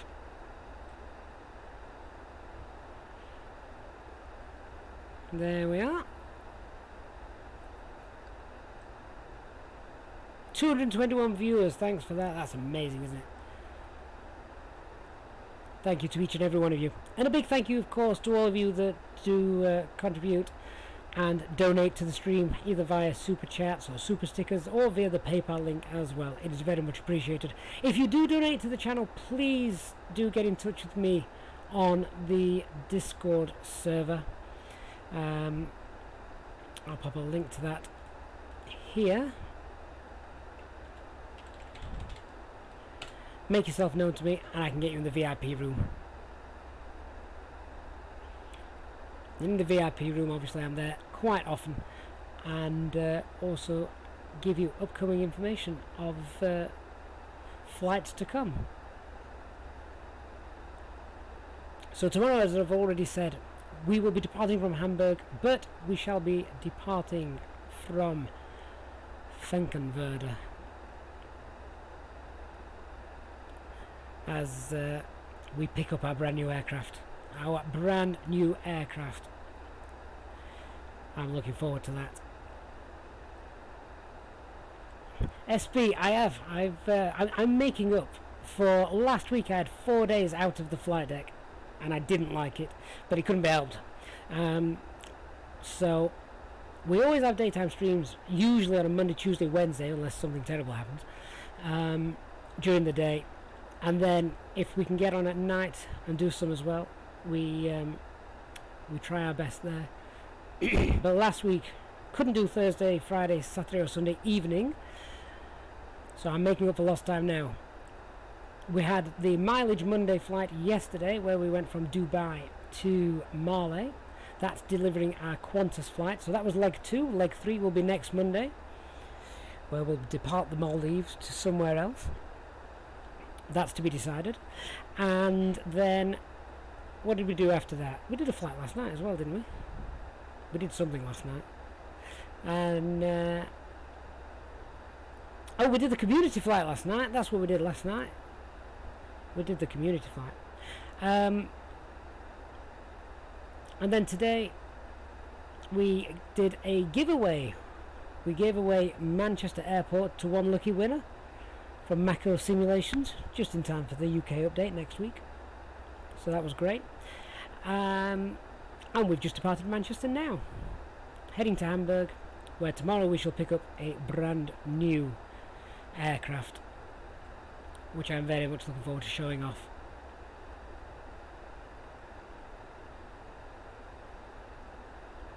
The Rapper, you've got the morning streams on whilst you're working. That's what it's all about. If we can add some fun to your day, then that's great.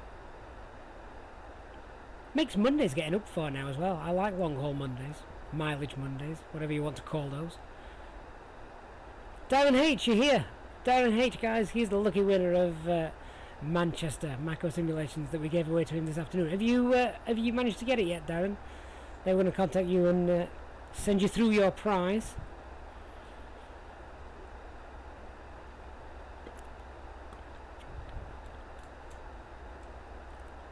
I'm afraid I do not have any X-Plane content, no. I mean, this channel is not that old. It was only set up in September, I think. So it was after the release of Flight Sim 2020. Darren, you picked up Birmingham as well. We did a giveaway for that as well when that first came out.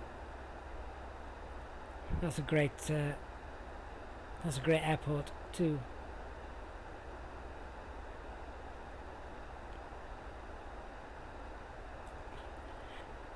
Okay, so we're about 130 miles away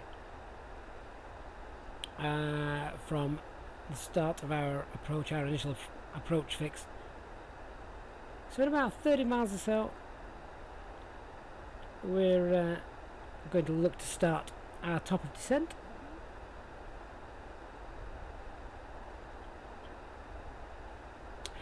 Ah, the 6 wicked waitresses. You should have been here half an hour before they released it. You'd have watched us break it. Or break the aircraft. I think the tablet was still working fine, wasn't it? The aircraft wasn't working. So guys, tell me, for anyone that has just downloaded it and switched it on, is your aircraft in the right place? Because mine isn't. Not in the slightest.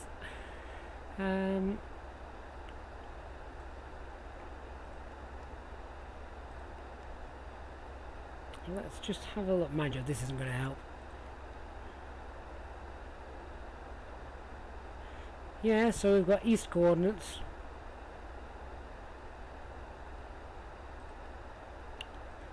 The IRS.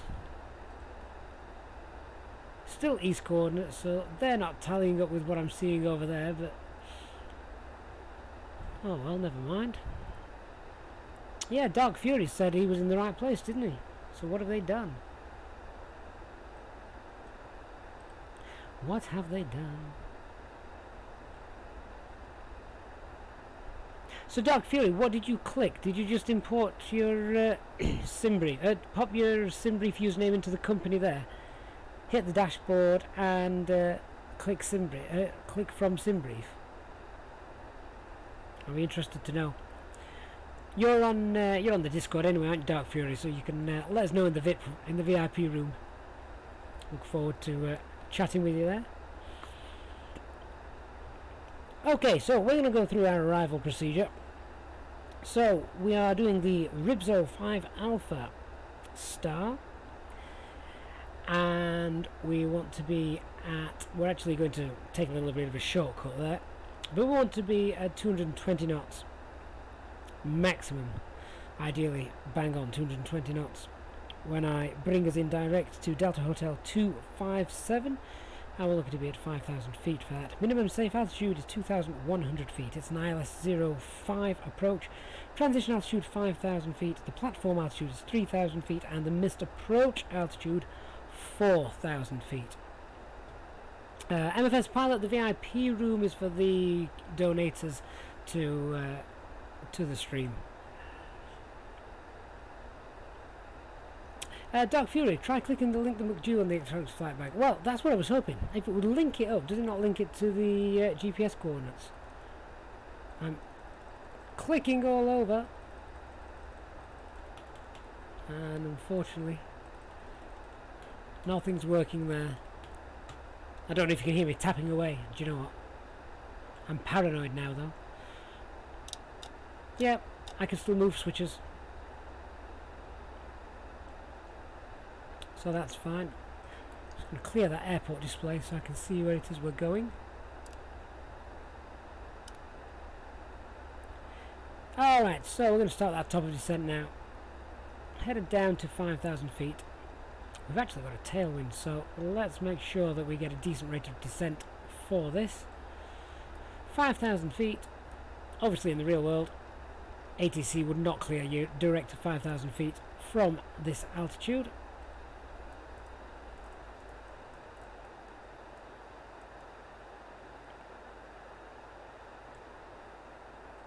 And down we go.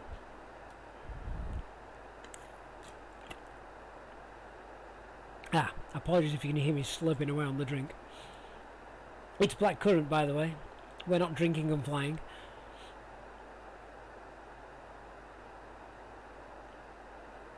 Yep, we're currently flying over World Update 4 territory. Enjoy it while it lasts.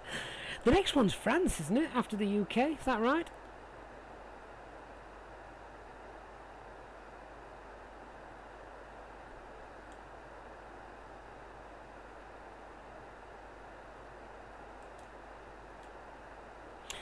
Dark Fury, so maybe we need to try that then. Import sim brief, then link the McDo. There is something we could try on the ground actually. We'll get to the gate, any gate. I'll quickly create a new flight plan and we'll test it, shall we? We'll shut the aircraft down completely and turn it back on again, see what happens.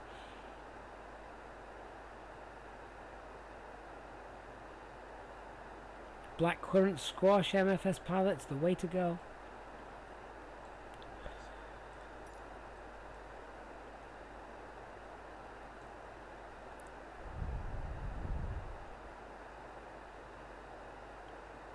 Still can't change the speed to knots, can I? Above 25,000 feet. Oh yeah, but they're doing France, Belgium, Netherlands and Luxembourg. Ah right, my apologies, I had only seen France.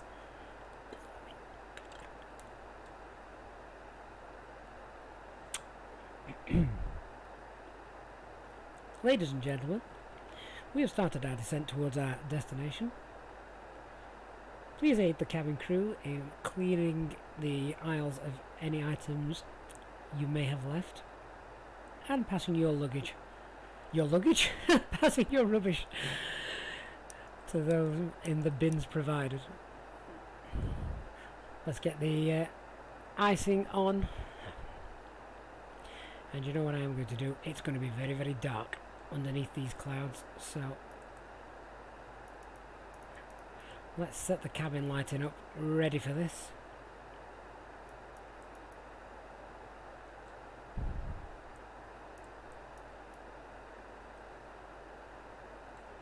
Mad Machines, you've updated the mod. Make sure you've got the developer version and turn the power on. You need to have external power turned on. Don't just turn the batteries on.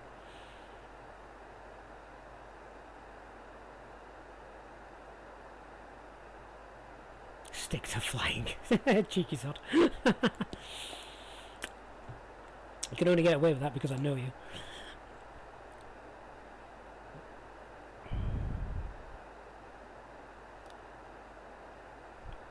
Okay, so I'm just going to populate the RadNav page. Let's come down here. Check our ILS frequency is correct, 110.5, that is correct.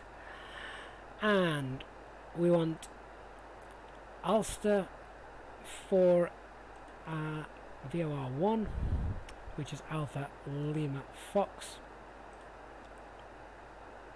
And in case of a missed approach, we need the Hamburg VOR in there as well.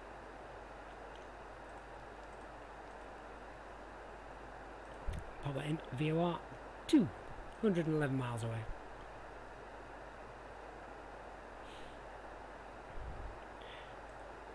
Okay.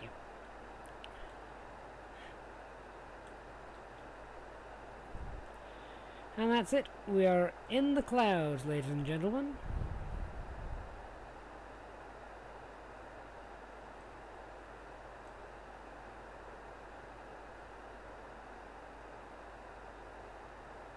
Ronald, should we be hitting a lot of turbulence on the descent? Well, what type of clouds are we? Did we have any CB clouds? We've got light snow, potentially. Anti-ice is on, yeah, don't worry about that. I'm almost certain we're going to wreck our aircraft with ice anyway. Well, only a little bit so far, as you can see.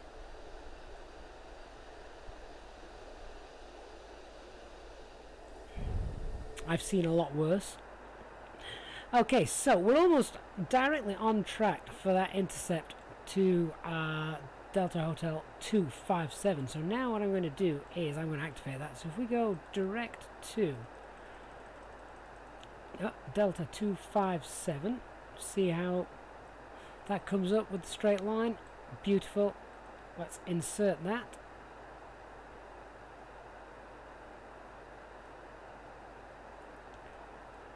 Navigation display is just uploading. Perfect. It hasn't cleared the rest of the flight plan. We know that is an issue. But there we are.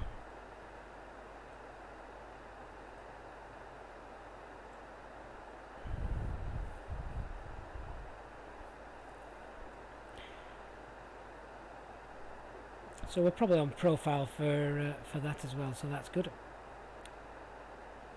MFS pilot, what did I just do? Okay, so essentially, if you can look at the navigation display, the actual published approach takes us out here over the left to Ribzo and then back right to come back down here and then back onto the approach.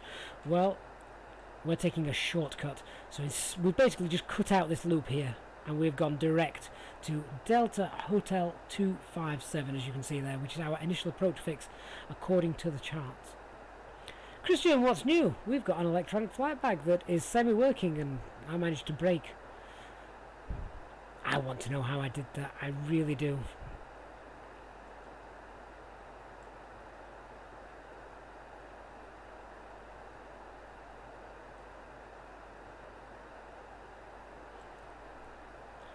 But then again, what is it they say? If it ain't broke, don't fix it.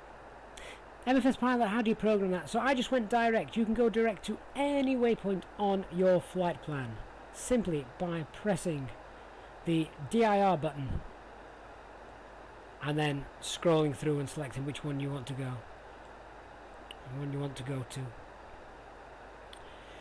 Right, let's get those spoilers out. And I want 220 knots as we approach this. Lewis Aviation, good evening. What I'm always interested in, guys, is I may destroy the chat room here, but how many of you have watched but have never said hello to me? Please, I'd love to see you guys say hello. If you've never typed before, let us know you're here, because I appreciate each and every one of you watching the streams. Do I think we'll be getting a multiplayer co-pilot feature? Do you know, I reckon that might just be what they want. Multiplayer gaming, and I hate to use the word gaming, but multiplayer gaming is big industry, isn't it? Huge industry. Frederick Johansson, hello. Thank you for joining us. Passing flight level 200.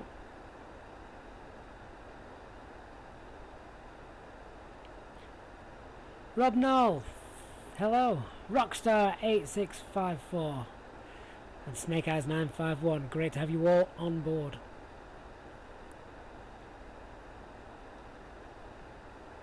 Jan Rye as well. Great stuff.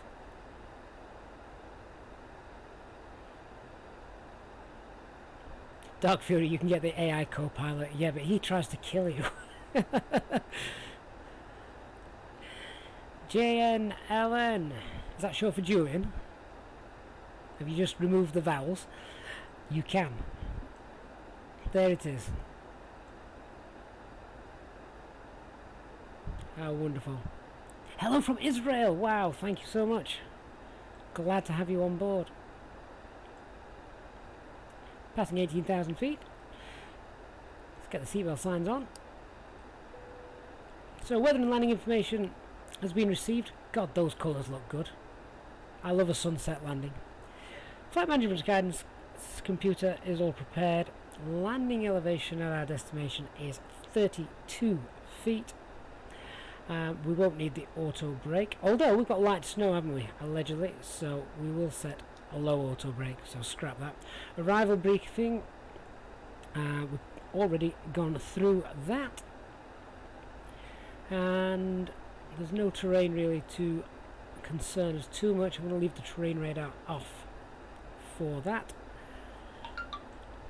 Let's now set the pressure, which was 1001 if I recall correctly. Is that correct? 1001. Let's get that in there. Set the standby as well.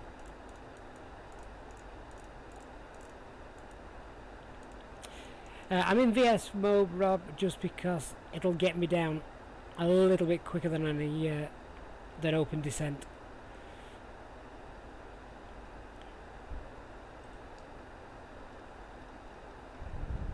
Oh, look, see, we're gaining altitude already.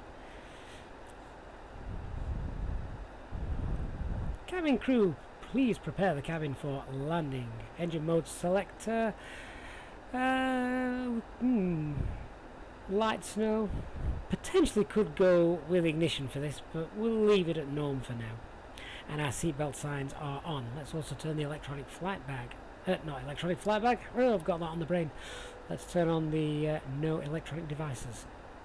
There we go.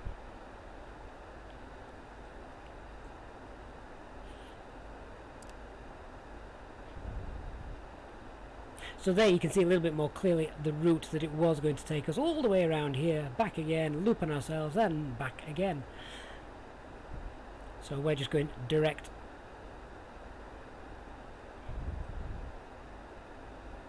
If you haven't already, guys, please do give a thumbs up and like the stream for me. Makes us look much more popular on YouTube, to which I'm all very, very grateful. So ice not detected? No, but it will be as we go through this cloud bank below us, particularly if it is snowing.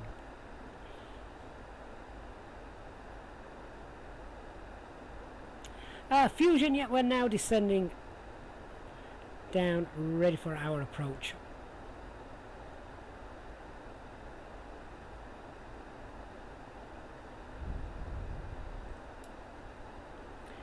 $60 miles from the Hamburg VOR, which is not located at the airfield though, guys, so we're not 60 miles from the airport. We're closer than that. It's probably about 8 miles away from the airport, looking at the charts.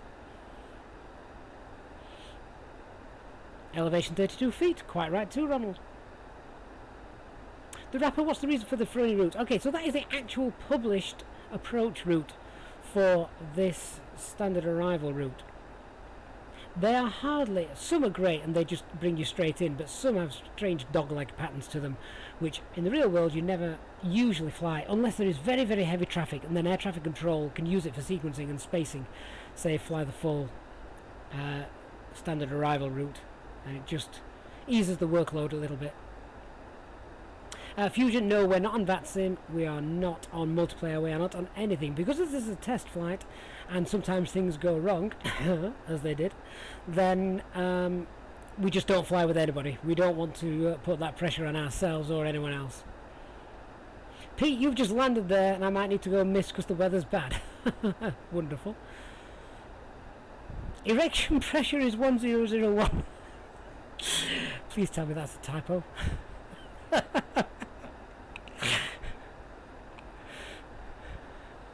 Dave CVM, good evening. Thank you for joining us.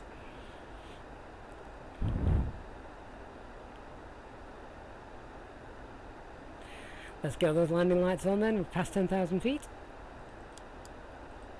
And we're probably a little bit below profile now. How far away? 25 miles away. We can look to...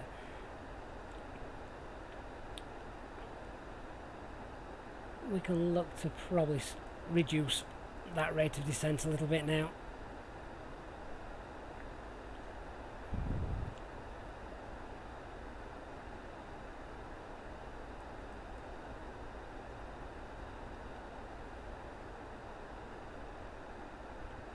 Still got that tailwind. I'm expecting that to swing round, however, once we get lower down.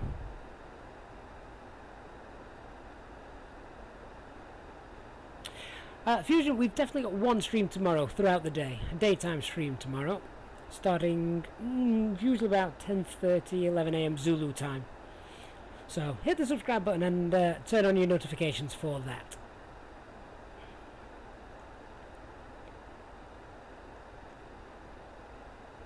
Whether we fly this aircraft or not, however, is to be decided. I like the custom fly-by-wire. It just flies much more neatly, and this could be an interesting approach, given that the custom fly-by-wire build is the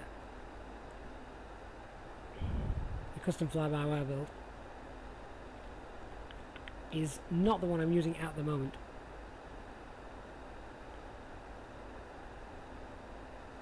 HD, there's a particular reason I've gone for 220 knots at the moment, and that is just because it was on the chart as part of the star, which we've obviously ignored most of it. But I think there was a speed restriction about, might have been something like Delta Hotel 211, something like that. I think there's a speed restriction. In fact, does that come on? Pop the constraints on. It might be around here. There is a speed restriction for this approach.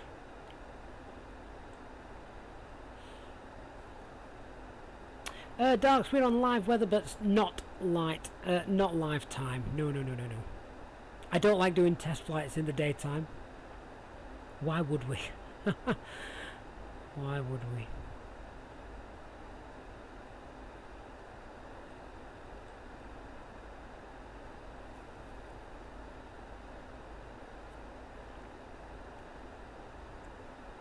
Okay, so profile's looking good.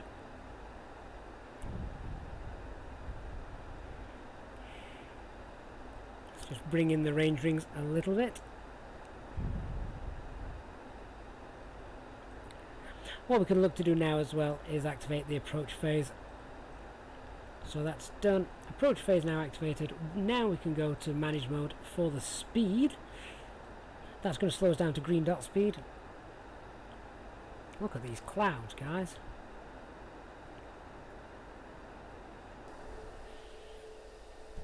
Where's that sun? Wow. Just dropped below the horizon. But that's looking lovely. Really nice.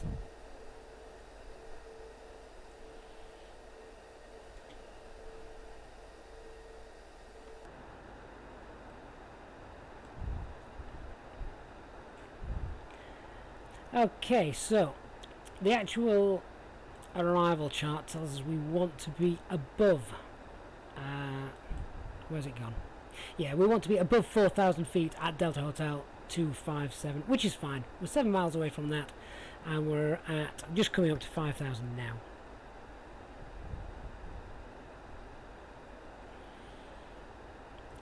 Let's get the landing system on. There it is.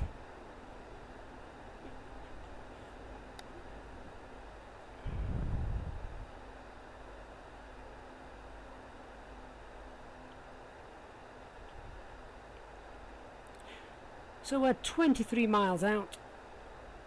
Notice that this approach is an ILS approach, but not an ILS DME approach. So we have got no distance measuring equipment down here where you're used to seeing it, which is why we have to tune in to a VOR which is on the airfield.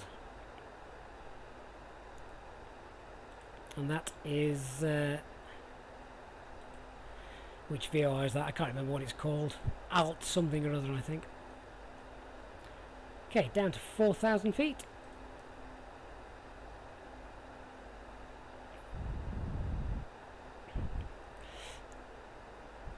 And we're below view 1 extension speed, so let's go flaps 1.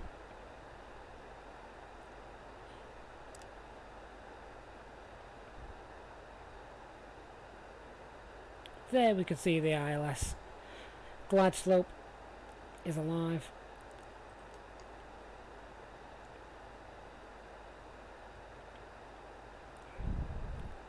So arm the localizer, that's now coming in. Lock star.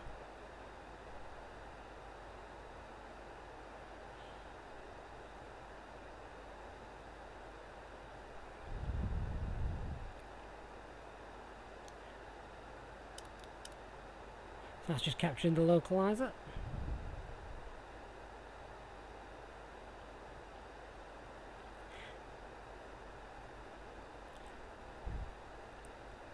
And we're holding about 4,000 feet. Glide slope active.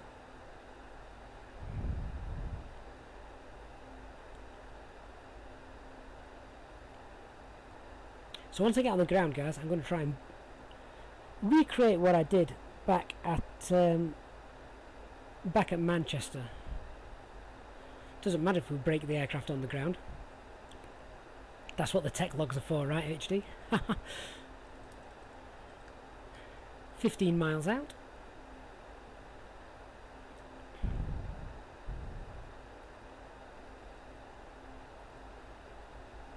HSV, there's a cream for that. Okay. Flaps 2. I'll just watch the glide slope capture in a minute. That's now armed. Glide slope blue. Auto brakes low and armed.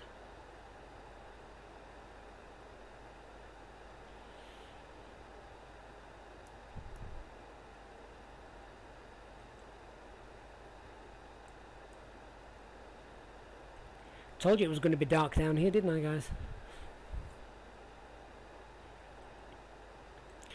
And there we go, that's glide slope captured. 12 miles out. Checking we're on profile with that.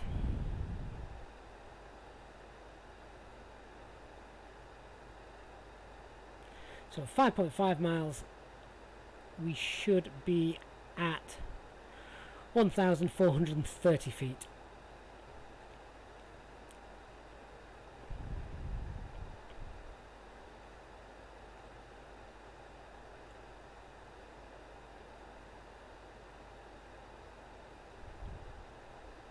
Oh, one of the FlyByWire team, pleasure. Thank you very much for coming in and dropping by. Your work is very much appreciated, not just by me, but all of the people watching this stream. I can guarantee you. We love what you guys are doing. Mr. Approach altitude HD is set, 4,000 feet. Right, so let's get the landing gear down. Auto brakes, confirm brake low. Listen to that sound.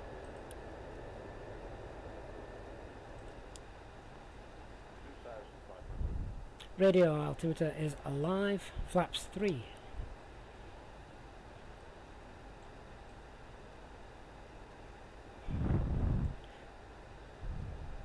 Visibility wasn't meant to be this bad, was it? Isn't it 6 kilometers?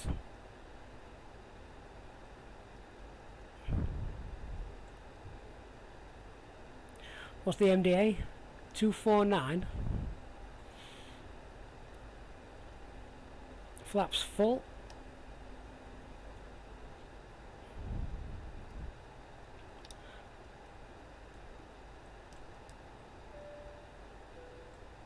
Cabin crew, please take your seat for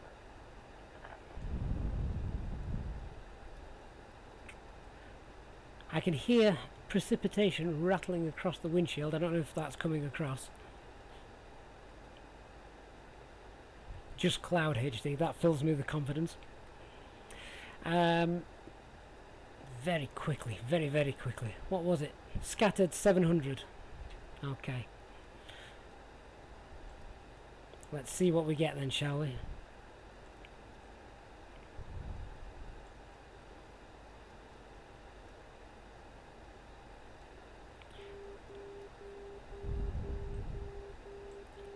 What did I say? 5.5 miles. We wanted to be about 1400 feet. That's looking correct.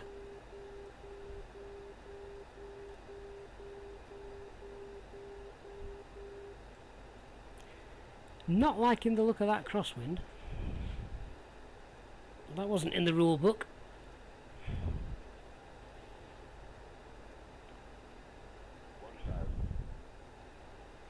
Okay, I can see ground lights over to the left. The radar altimeter is going over some terrain clearly. So normally by 1,000 feet I take the autopilot off. We're leaving it on. I'm leaving it on till MDA. Given these conditions. This isn't pretty, is it? I've also got the wrong sensitivity settings for the yoke because I'm used to flying the custom fly-by-wire build. This could be an interesting landing. Oh, cabin secured, auto thrust, speed, go around altitude set, ECAM memo, no blue. Give me some lights, please. 500 feet to go.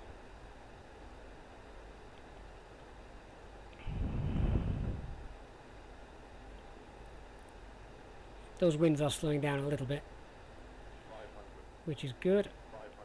500. Ugh. Approach is stable. Still need some lights. Come on. Come on, lights. Where are you?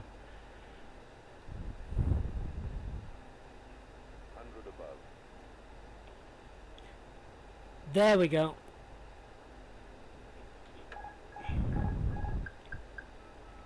Minimum. Continue.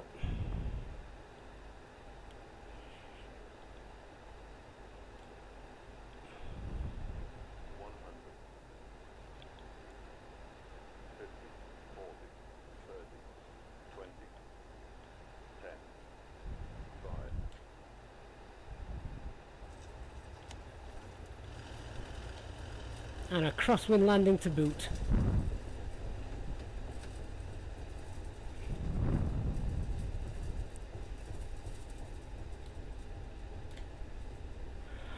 They only just came in time, didn't they?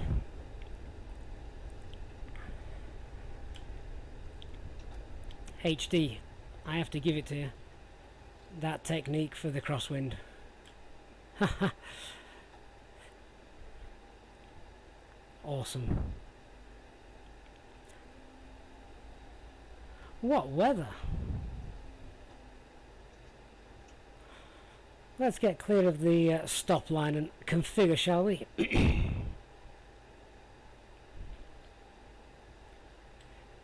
There we go. So those lights really did come in at the very last minute. I had got the hand on the thrust levers and was ready to go around. I was not happy with that. Even for a test flight where I wasn't really too bothered, I was not happy with that, and I was getting ready to go around. Okay, let's clean some things up. And landing lights off. Runway turn off lights off. Strobe lights off. Get that APU started. TCAS off. Weather radar off and predictive wind shear off.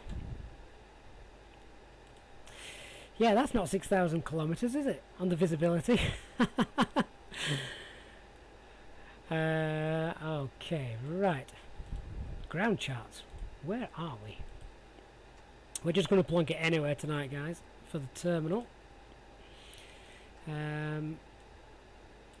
So, let's have a look. We need to be headed over there to our left. At least the parking brake. And then taxi via Delta. Crossing the other runway, I believe it is.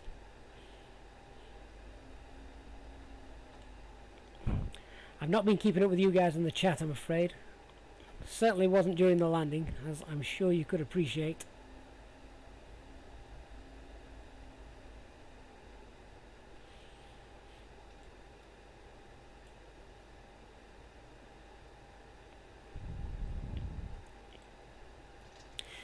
So while we're rolling down here, let's review that. Okay, I'm going to share the crosswind landing technique with you, and I'm not taking credit for this, by the way, guys. This was a great in-depth chat with HD. Now, how many of you, like I used to do, used the rudder far too early in the approach? Basically, don't touch the rudder until you're about 30 feet from touchdown, which is about the same time as you're reducing the power to idle thrust. And then it's as you flare and you lift the nose up of the aircraft in those final 30 feet that you just put a little bit of rudder in to line you up with the runway. And I have been off stream and practiced that a hell of a lot, so I'm just really glad that it came to fruition this evening.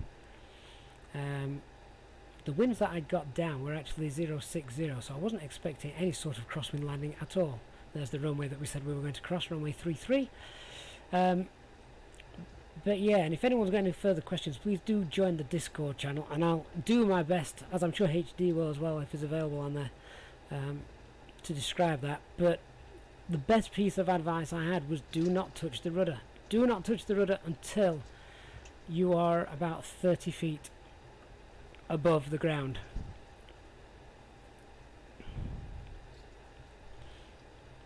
So I will definitely talk more in detail on Discord if you wish.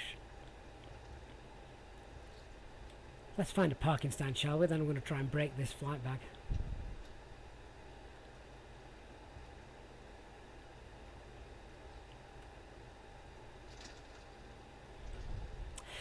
No, Dark Fury, side slipping is something completely different. That's basically where your ailerons are one way, your rudder's the other way, and that's usually done by fighter pilots, I think, not by commercial pilots, to reduce both speed and altitude at the same time. But that technique that I did just show there, that was something that I have practiced a heck of a lot here in the simulator, not on stream. I have done that purely as an exercise. Set myself up at an airport. I knew it had a really long, nice runway. Put the winds across and practiced that.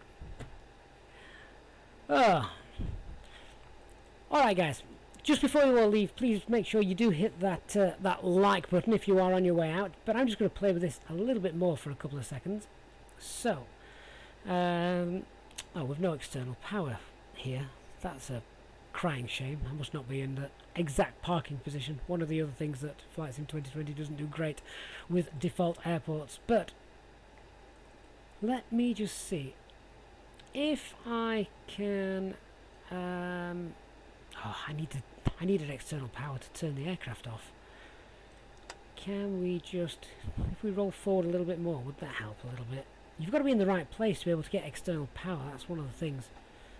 If I'm not careful, I'm going to end up straight into the terminal building. There's a jetway over there, so we don't need to be perfectly parked. Oh, we just need to be somewhere near that jetway. I'm still not getting external power, which means if I try and contact the ground services, it's just going to give me... Oh, it has got jetway connection, so we're in the right way for the jetway. We've just got no no external power. Oh, that's a shame. Cut these engines anyway. Right, so... Oh, hang on. Cut the engines and the logbook comes up. Alright, so the McDo has reset itself. That's fine. I'm just going to quickly go into SimBrief, create a completely made up flight plan, try and pull one in. Let's see what happens. Stick with me for this if you wish. If not, have a great night. Please do hit the like button on the way out, and obviously subscribe too if you've enjoyed the evening. Let's just do new flight, pull this in, make sure we've got the correct airframe as well. So Echo Delta Delta Hotel, let's just say we're going to go back to Manchester. Echo Golf Charlie Charlie. We don't need to put any other details in other than that. Give a quick flight number, and let's generate that operational flight plan. So SimBrief is just generating this now for me.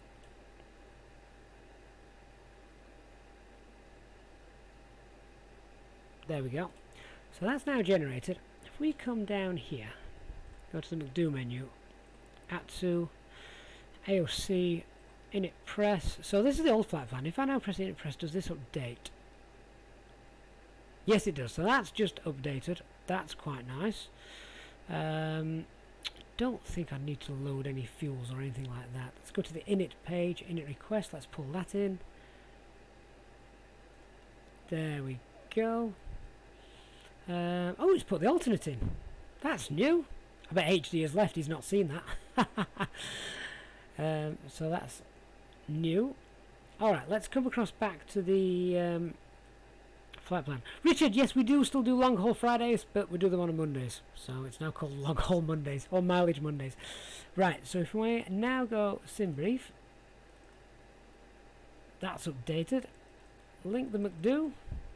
I'm clicking all over link the McDo, and it's not moving. It's not moving. So I don't know. Perhaps I need to be in the actual aircraft for that, or rather in the aircraft first time for that as it fires up. Unless it's got anything to do with the ideas, I have no idea. So I'm just clicking everything here. Dispatch, load sheet. Is that the new load? Yes, it is. That's the new load sheet. Flight, that's in our performance company. That's there, although you can't see it. It does say Easyjetsimpilot. I can just about make that out.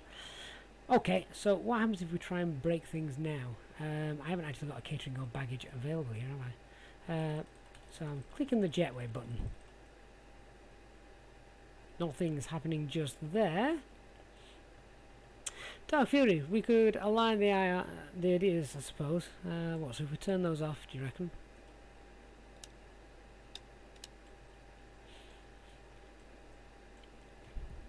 So that's not available. GPS primary is lost, that's what we would expect. Have a look at the data. So that's the GPS. Remember guys, the ideas is not GPS. Very important, not GPS. So IRS position monitor, I shouldn't actually be reading anything, should it? Anyway, let's align those, see what it says.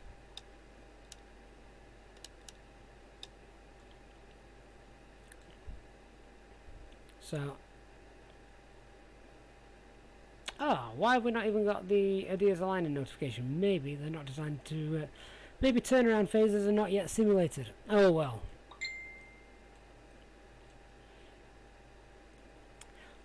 Let's just go back.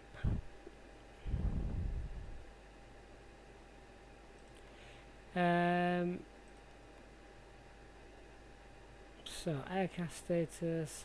You want us to align on the McDo before linking? Let's see if that works, shall we?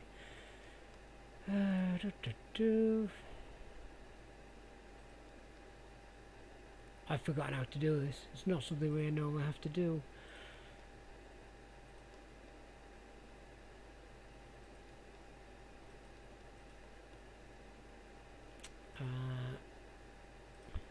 GPS monitor.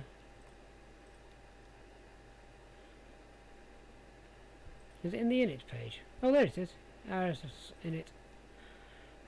Okay. So if we align on ref, confirm alignment,